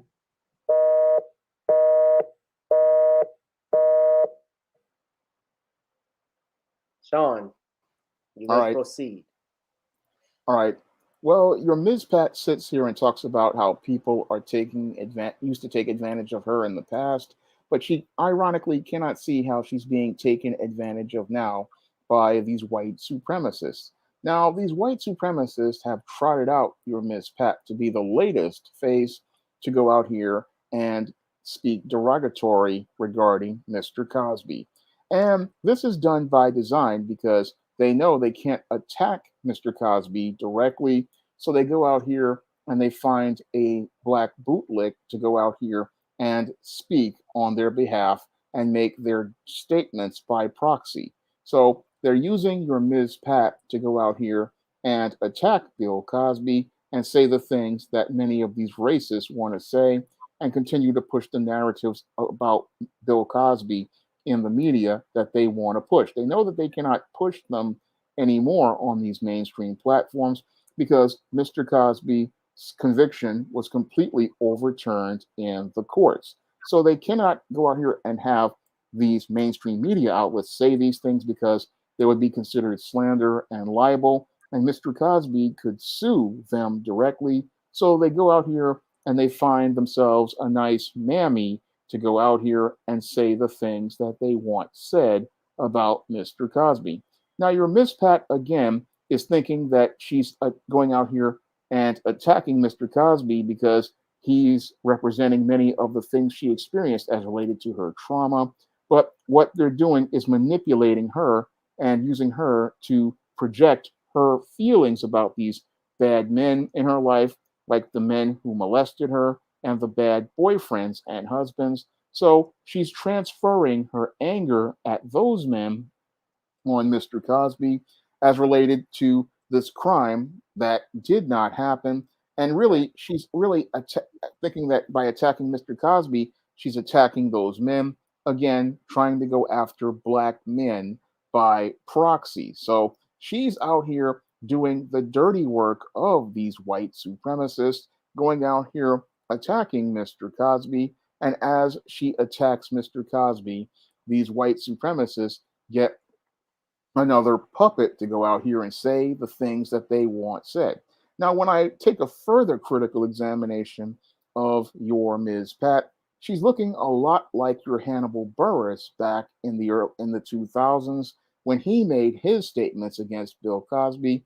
And instead of it being NBC using their corporate shill to make their statements, what they're doing is you have your Viacom bringing out their corporate shill to go out here and make their derogatory statements about Bill Cosby. But because it seems like when it comes down to advancing in Hollywood, and if you're black, you can only go it by two ways. You can either go by putting on a dress, or you go out here and take a shot at one of our elders, Mr. Bill Cosby. That's the only way it seems like you get a push in modern day Hollywood. And that's why I see your modern day Hollywood as the media arm of white supremacy, because it's not about elevating black people, because your Ms. Pat presents some of the most degrading images and narratives regarding black people. And it's clear to me she's cut from the exact same cloth that your Alice Walker and your Oprah Winfrey were cut from, a misandristic woman who has a deep-seated hatred of heterosexual black men. And that is one of the reasons why they have given her a platform on Viacom, because she's pushing the narratives that white supremacists in Hollywood want to see regarding black people. What they want to see are these Ms. Pats who go out here and present the most derogatory images of black men and push the most derogatory narratives regarding black men. Not to mention, she also fits many of the stereotypes, such as the sapphire, a loud, emasculating black woman, and she's also looking more and more like a mammy looking to take care of white supremacy's dirty work. And that's what she's doing right here, trying to continue to further bootlick and brown nose your white supremacists by going out here and further pushing their agenda for them, hoping to get some butter biscuits off the table. But what's coming to Ms. Pat is the same thing that came to Hannibal Buress. Eventually, she's going to wind up getting her N-word moment, because once your white supremacists get their fill of Ms. Pat, they're going to send her to obscurity, just like they did Hannibal Buress. And that's the final fate of being a bootlick as related to the media arm of white supremacy. Once you finish saying what they want said, they send you to obscurity and oblivion. So your Ms. Pat is thinking that she's moving further up with the white supremacists, but she doesn't know that she's in for a big fall, because if it wasn't for men like Bill Cosby, she wouldn't be anywhere right now, and her Chitlin Circuit comedy would still be on the Chitlin Circuit. Oh, God. Between you and Harvey, Harvey said she works the Chitlin Circuit. I ain't never heard of Yeah, well, I mean, I've seen her. I've never seen her until that BET clip that went viral where she was cursing her son. That's where I saw her from. And well, that's what they dig these people up like Hannibal Buress.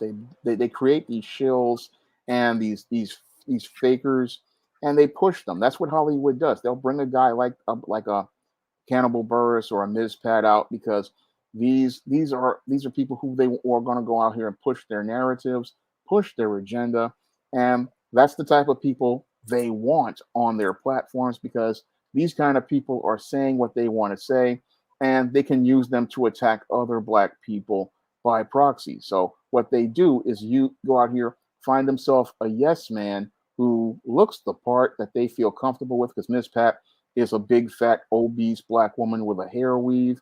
And that's what your white racists want to see representing black womanhood. So they'll go out here, trot her out here, have her parrot what they want said, and have her do what they want done. And as she's out here pushing their narratives and acting the way they feel comfortable, they feel secure about going after black people like our elders, like Bill Cosby, using these shills. And this is one of the things we have to push back on in new black media, because these kind of people, they're there to push agendas and push narratives that are anti-black and use a black face to do it. Well, let me say this, and Groupie. there we go. Well, let me say this. It's not just her, because I heard, in fairness, I heard Michael Jai White's, and I didn't watch the video with Vlad. I refuse to watch anything with Vlad. Michael Jai White said the same thing, where he said Cosby bought his way out of prison. All these people have to do is look at Judge Joe Brown's interview with Moise Lamont Hill, or I should say it was an ambush, an attempted ambush on the judge. But he broke it down. Look at my interviews with Tom Mesereau. Yeah, we are both Tom and I are licensed attorneys. The judge is a man who's practiced law for over 50 years.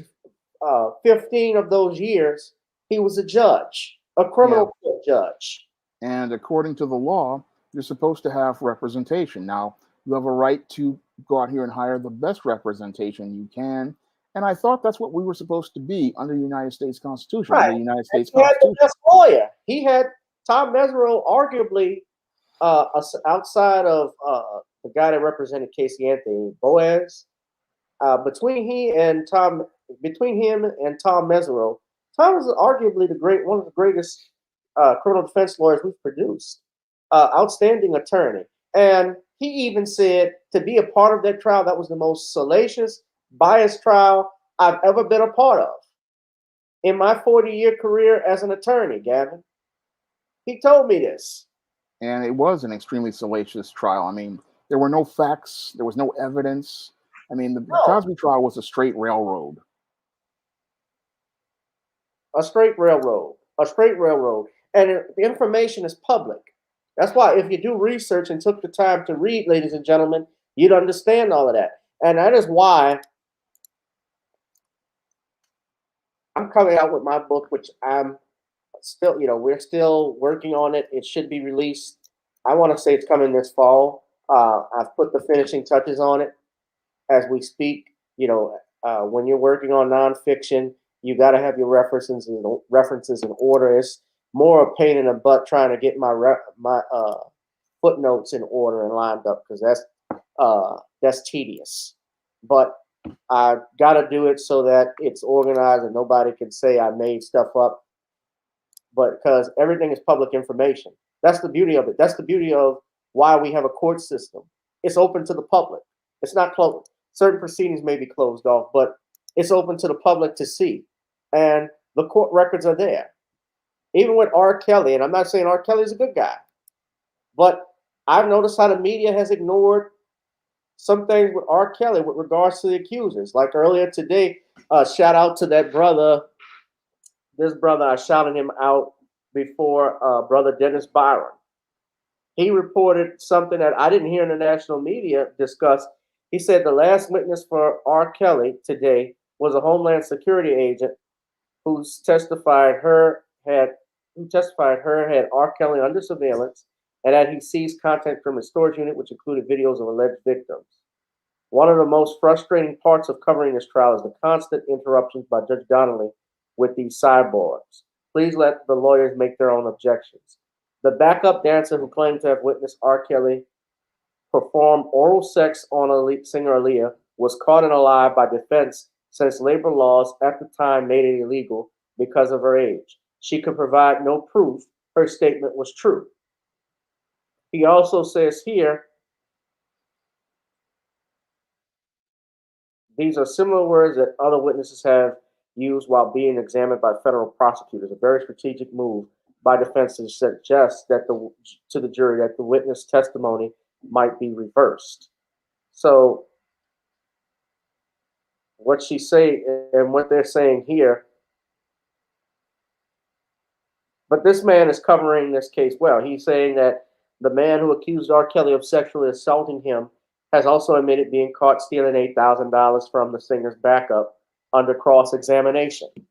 Now, that's not to say R. Kelly didn't do what he's accused of, per se, but this is what we do in court, Shawn.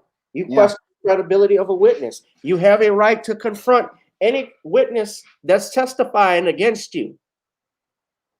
That's called cross-examination. Correct. They can't even let Aaliyah rest in peace. Aaliyah's own parents didn't want to be a part of this. Why didn't they?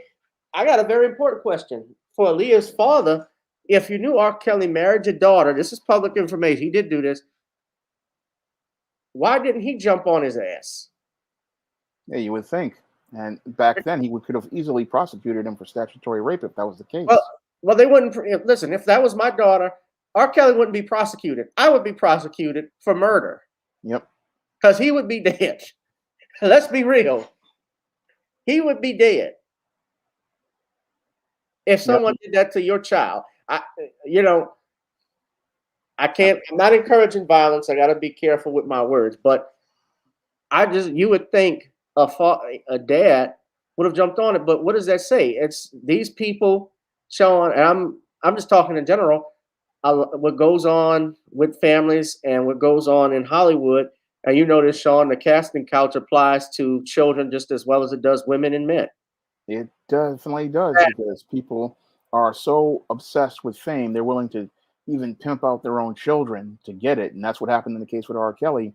A lot of people were willing to pimp out their own kids just to get in with this celebrity. And that's really what was truly disturbing. They were willing to pimp out their own children. I mean, I've seen it here in the Bronx with drug dealers. I mean, mothers practically sending their daughters to get involved with these kind of guys. I mean, it's just disgusting and absolutely disturbing, but it is just shows how twisted some people are. That's the cover for the book, ladies and gentlemen. I showed it before last week, and I can't wait to release it to you all real soon. But I encourage people to read, when you get the book, to read it. Yeah, I definitely want to read this one, because this case, I mean, this was one of the worst travesties of justice that was ever done in this country. I mean, it ranks up there with Plessy versus Ferguson, Dred Scott, and the railroading of Emmett Till, of the injustice Emmett Till received. Southborough boys, Yeah. the George Steinme Jr. Really, and it wasn't just black people. Well, I mean, of course, primarily black people were targeted, but when you have trial by media, there were white entertainers who were targeted as well. Fatty Arbuckle, a comedian back in the 1920s, a silent comedian that had a similar, he would be a Me Too candidate today in today's standards, and likely he would have been convicted, but back then, even after 3 trials, he was acquitted. The jury, and you'll read about it because I talk about him in there, but he got railroaded so badly in that trial. He lost his family, he lost his wife, he lost his career. When he was finally vindicated, he was starting to make a comeback, but before he could do that, he dropped dead of a heart attack. So all of that wore out on him. The stress of the trial, what he went through, and how the media put him through that. So you will see and read things like that. But Computer Robots had a question. I got a question. Why would mothers like this do this to their own daughters, like pimp out their daughters for drug dealer boyfriends, and fathers pimp out their sons to older, attractive women? Simple: money. Yeah. Seen it when I was in high Love school. of money. For the love of money is the root of all evil. And Shawn, let me say this: when I was in high school, I knew the girls. I mean, I didn't at St. Aug. We didn't have. We were all boys school, but we knew all of the girls that messed with. We knew girls that messed with older men. Yeah. And it's not saying it's right, but those girls would pursue older men. Yep. And get pregnant by them, have children, and some of the parents they were okay with it. And I think part of it, they may have had single mothers in the house. The dad wasn't there. But that happens. It happened. The girl that's the freshman in high school, she's dating a senior. Or she's dating somebody that didn't go to that high school, somebody Negro that dropped out. Yep. I mean, they be dating all kind of guys. Be dating 30-year-old men. I've seen it. Girls, 25, 26-year-old guys. I mean, when these neighborhood drug dealers, they would just run to them because they could get their Jordan sneakers, their shearling coats, leather jackets. And they'd be sitting in the lunchroom bragging about these guys and acting like it's perfectly fine. And their mothers with some of them would go along with it and even encourage them because they want to live large and be what they call ghetto fabulous and have that type of lifestyle. So it just goes on. But the whole thing is people want to sit there and just make it like, oh, this happened. It's like, no, this has been happening for years. And sadly, it happens because a lot of times you have parents who encourage it and encourage their daughters to participate in this kind of stuff. Yeah. I think we got a few results in right now. Like Democrats who don't want to admit or be responsible for putting a Republican in office. How do you maneuver around that in determining how people are leaning? Most people are, in fact, honest, and most people will tell you what they did. And, in today's very partisan environment, yes, we're going to see a very strong connection between Democrats and voting no, between Republicans and voting yes. But you can also do things, as we do in our decision desk models, looking at the past votes of every county, of every precinct, looking at the demographics and comparing them. And one of the ways that we do that, if I bring up, let's say, the 2020 election right here, and I look at the blue and the red areas, the blue areas, very Democratic, the red areas, more Republican, we're going to start to see those trends too. And if those two trends look like they compare very favorably, no in places that voted for Joe Biden, red places that voted for Donald Trump, maybe more yes, that's when you start to see the trend overall and which way the state might be going tonight, guys. Yeah. Anthony, one last question about the 2016 race, because that changed a lot. How did that change your job in terms of determining how things were ebbing and flowing? Because obviously everybody was surprised by the results.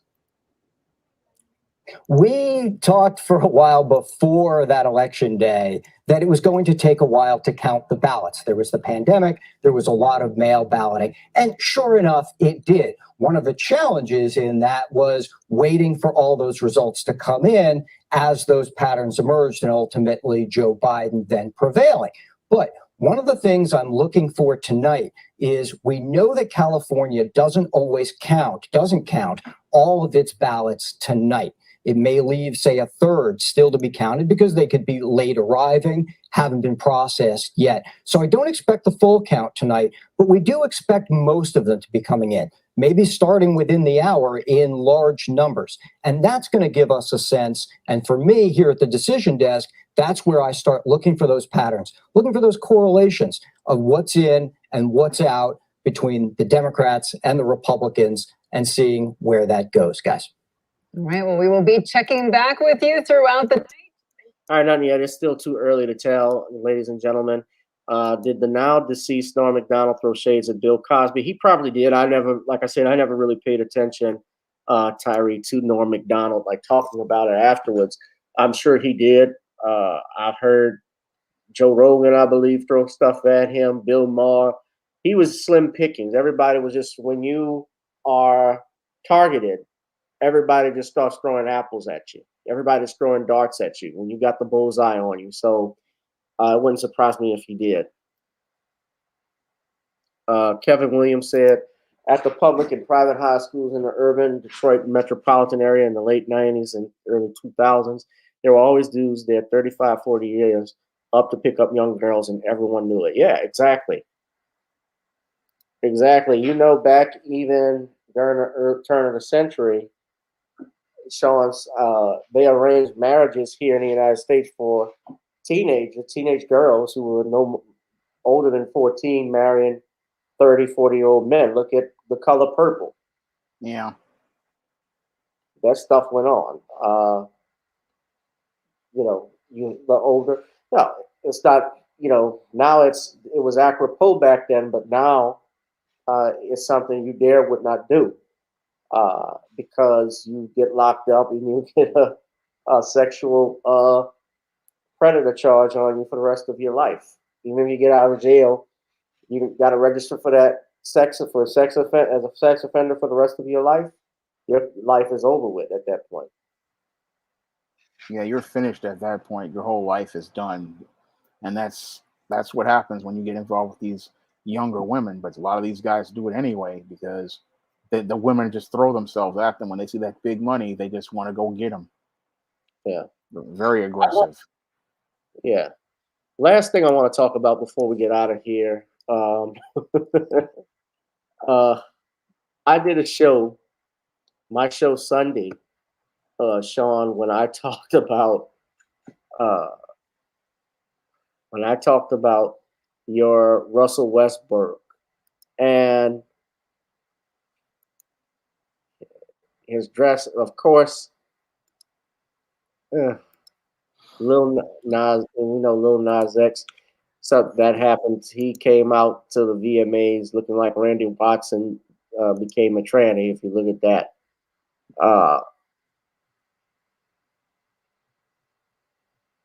and this happened too. This VMA on the red carpet. This sister, Jamila Mustafa, she said the best thing of the night, the best moment. I didn't even watch the VMAs, but I thought this was funny. I'm happy. I look good. I look good. Listen, I'm not going to say I'm hating on the fit, but let's move on, okay? Now, in 2019,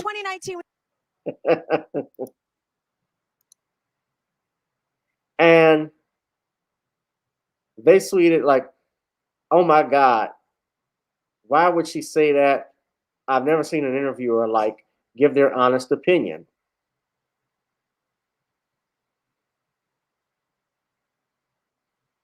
But then so he came out there like that. And of course they had him do his songs and so forth. And you see that he's being supported. He won an MTV award for Video of a Year and so forth, if I'm not mistaken. These award shows, I've told you before, they've become political, too political at this point. And we also had Russell Westbrook. I talked about him, but Russell came out wearing a skirt. I wanted to know, and Russell is married. Now, I've never known any or heard anything about him being gay. His wife has defended him. I showed pictures of him. He has a beautiful family. But what the hell is going on in this country? What's going on, man? Well, what's going on here is we have another black man willing to allow himself to be buck broken in order to advance himself in white society. That's what's happening with Westbrook right here, is that he wants to move forward. He wants to get a push in the mainstream media. And in order for him to get that push in the mainstream media, he has to go out here and make himself appealing to those white executives at the top. So what he's doing right now by putting on this skirt is saying, I'll go out here and be your booty man, and I will allow you to degrade me in any way, shape, or form, because this is a ritual I'm seeing as related to black men. And the only guys doing this are heterosexual black men. I mean, you don't see any Asian men, Indian men, Arab men, or white men putting on skirts and dresses and heels. No, you only see heterosexual black men participating in this extremely bizarre and dysfunctional behavior. And we've been seeing this for the last, I say, 30 to 40 years as related to black men in Hollywood. And I'm noticing again a pattern.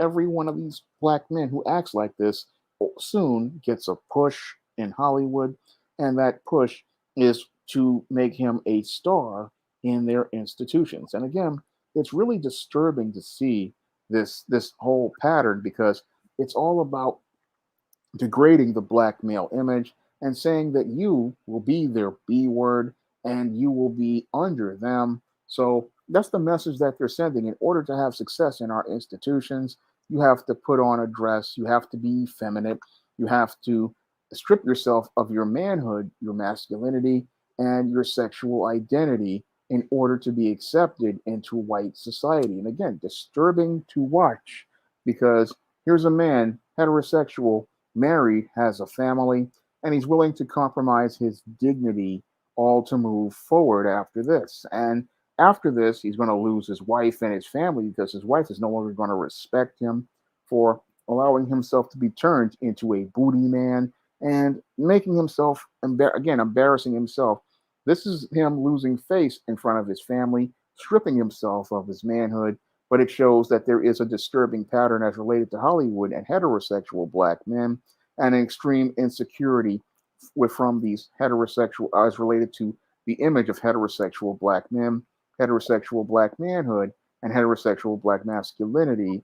Hollywood is scared of these things, and it's so terrified that they always have to go out here and buck break a black man, because that's the only way they feel secure in the presence of black manhood. And that's his family. Beautiful family. Yeah. Gorgeous.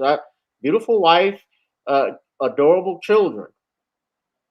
You know, I see his son right there. What's his son going to say in 10, 12 years from now when he sees that? And his friends are making fun. Oh, your daddy was in a skirt.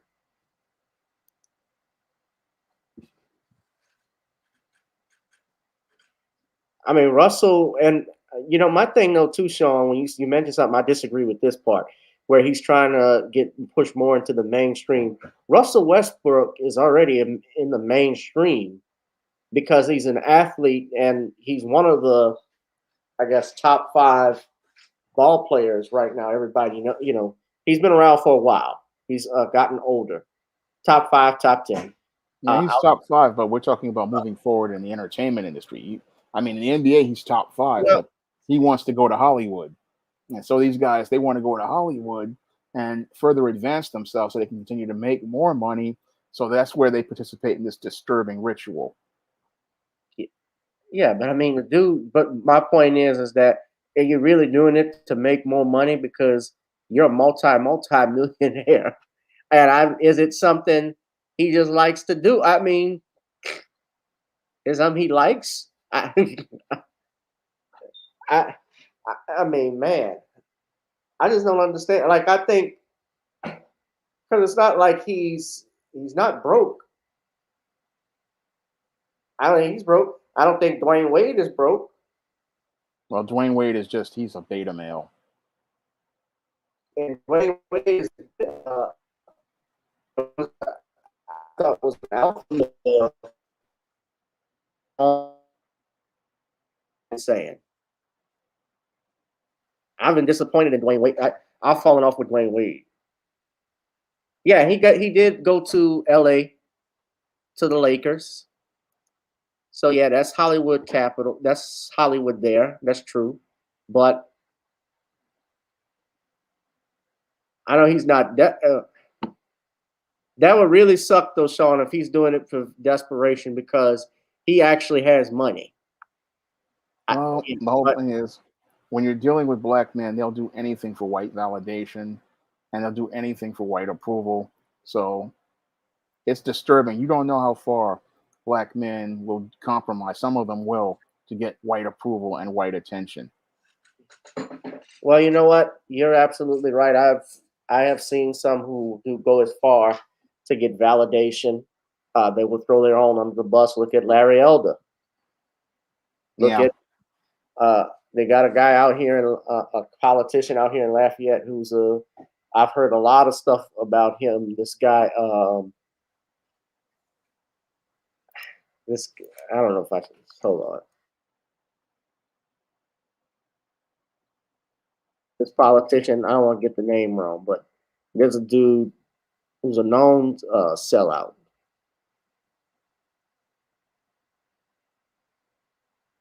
I think his name's Albert Guillory, out of Opelousas. This dude here, he did a lot of, I've heard a lot of stuff about him. But a lot of black men, they call themselves black only in name, but they're white on the inside. That's what we call the Oreos. Yeah. And all you have to do is go to the black comic book group or black sci-fi group, and you'll see a lot of these black bootlegs. I mean, these people, they practically will sacrifice their very dignity and betray things that they believe, but that black people are supposed to believe in, just to get white approval. I mean, people could just sit there and say the most racist things, and these people make excuses for them and give them passes.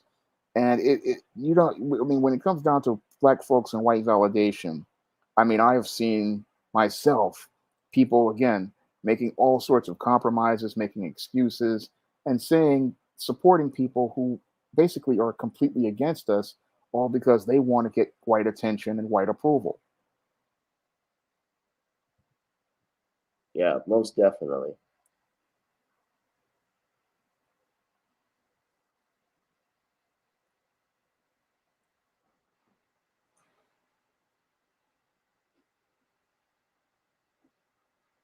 All right, man. Well, I'm still waiting. We're still waiting for election results. It's going to be a while before it kicks Get in all of the official results, but we are here with you. Because it's not. It's going to take a while before they get everything. Probably by, I'd say it's 10 o'clock my time. It's 11:30. Well, 10:30 my time. Shawn, it's 11:30 your time. They probably won't have anything for another couple hours because California is Pacific time and it's moving slow. Yeah. Well, we won't know until about 1 o'clock tomorrow afternoon at the most, or maybe even a couple of days from now. Yeah. If you like this channel, ladies and gentlemen, hit that like, share, and subscribe button. Hit the notification bell. I want you to please support our brother Shawn James on his platform, Shawn James, which is his YouTube channel.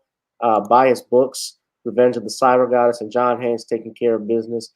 Also, check out John Haynes, The Man with Nothing to Lose. Shawn does a live. John Haynes Taking Care of Business as well. Yeah, John Haynes Taking Care of Business and The Man with Nothing to Lose. Also, get The Man Crisis, one of his best books I think he's written. The man crisis is very telling, especially in these times, because he looks like Russell Westbrook is a man in crisis. It looks like Shawn, as Yep. well as some of these other celebrities. Like, well, it's beyond crisis. It's a catastrophe for Lil Nas X. But He's done. He's finished. yeah, but some of these other men, damn, even the Currys.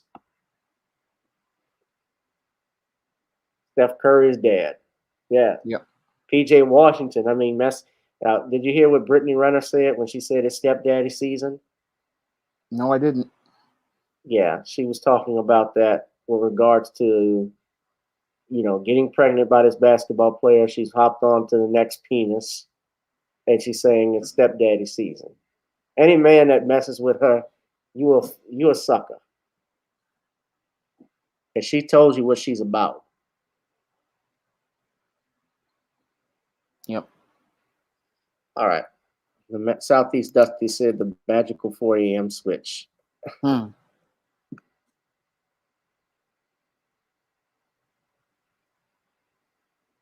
I agree with John, is that when it comes to black CBFs, for an example, you would see like how they would bootlick for their white counterparts, honestly. I observed, but not surprised. Black CBFs, what CBF stand for? Comic book fans. Comic book fans? Okay. Yeah, I know computer robots is into all of that. Yeah. I'm into video games as well myself, wrestling. Well, tomorrow's AEW, so I'm gonna check that out. AEW has been getting better, man.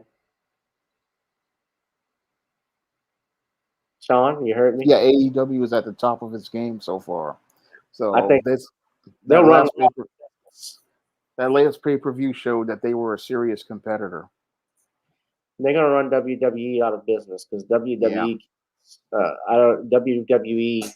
I think they don't have the wrestlers that have the personalities like they did back in the 80s and 90s. And Vince even said that AEW wasn't a big competitor like WCW, but that is changing. Yeah. They got money. Like the Khan family are just as, if not even more wealthier than what Ted Turner was. Yep. And they can hire the top talent to. Then the thing is, they let their talent do what they need to do. They don't interfere in their talent like WWE does. Yeah. Most definitely. No, it's not. The Attitude Era was really the last WWE peak at that point because there was nowhere else to go. Yeah. Ruthless Aggression was fine, but afterwards it was just like you're rehashing the same things. Then they had to switch to the G era because of the Benoit murder. Yeah. Yeah.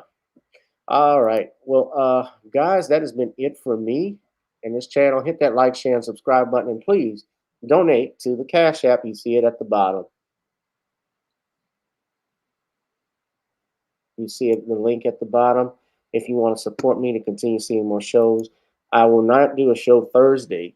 I'll be out of town, but I'll probably have a video that'll drop that Thursday, so if we don't miss the schedule. So just keep in mind. Shawn, thank you once again. I appreciate it, brother. All right, thank you for having me on. Yes, if you'd like to advertise, just hit me up at gavin.grich1@gmail.com for rates. Also, thank you to my subscribers. I really appreciate that we've reached 1,000. We're trying to push for 5,000. Eventually, we want 100,000. So I need you all to share this video. If you like it, throw the likes up.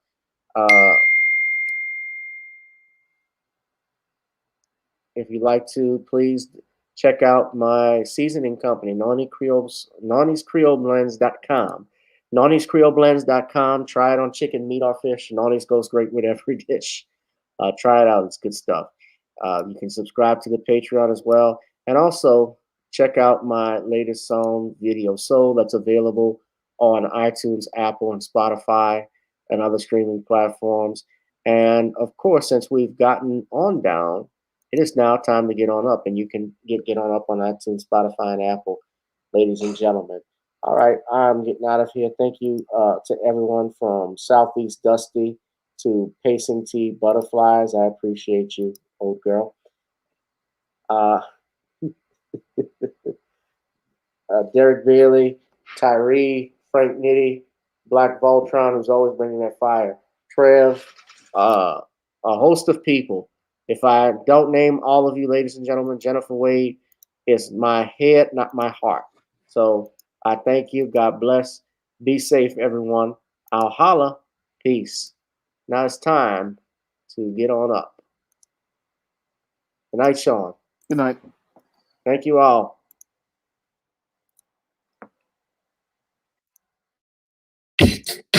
Girl, come on. Gotta dance to the beat, cause on the dance floor is where we'll be. Show me what you got.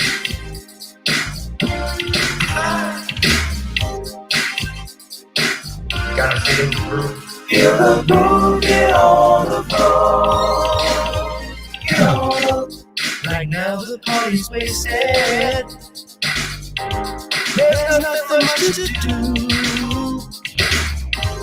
But once the groove gets started, tell me, what do you have to lose? Just look into my eyes, girl, as we glide across the room. And what's my surprise now? The beat takes hold of you. Now if you feel it right, I'm feeling, baby, let's go deal. Let's get to this party started. Ain't no time to roll it. When the rhythm takes hold of you, there's only thing left to do. Cause the beat is really moving. Time to feel your body. Gotta get on and move your body. Cause the beat is really moving. Start to feel your body moving. Gotta get on and shake something. Feel the groove, get on the floor. Get on up. Tell the DJ play the whistle. Rock steady in the mood. Put on her fire. Tonight we're gonna groove. Show me how you do it for the chorus.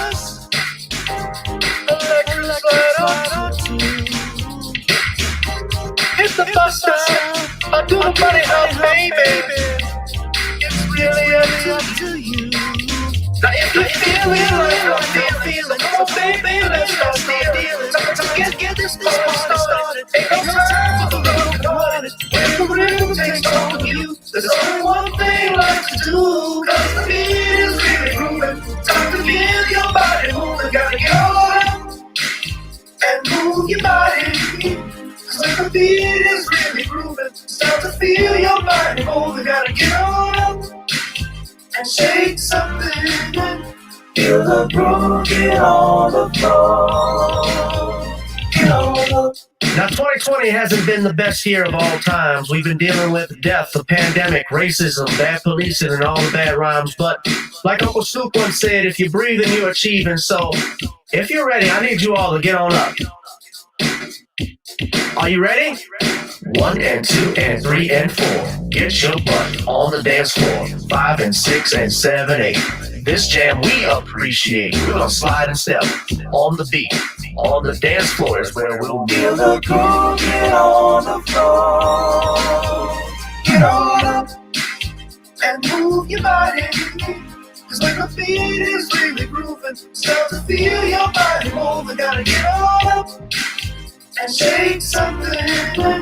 Feel the groove, get on the floor. Get on up. Yeah, gotta get on. Baby, gotta get on. Baby. Feel the groove, get on the floor.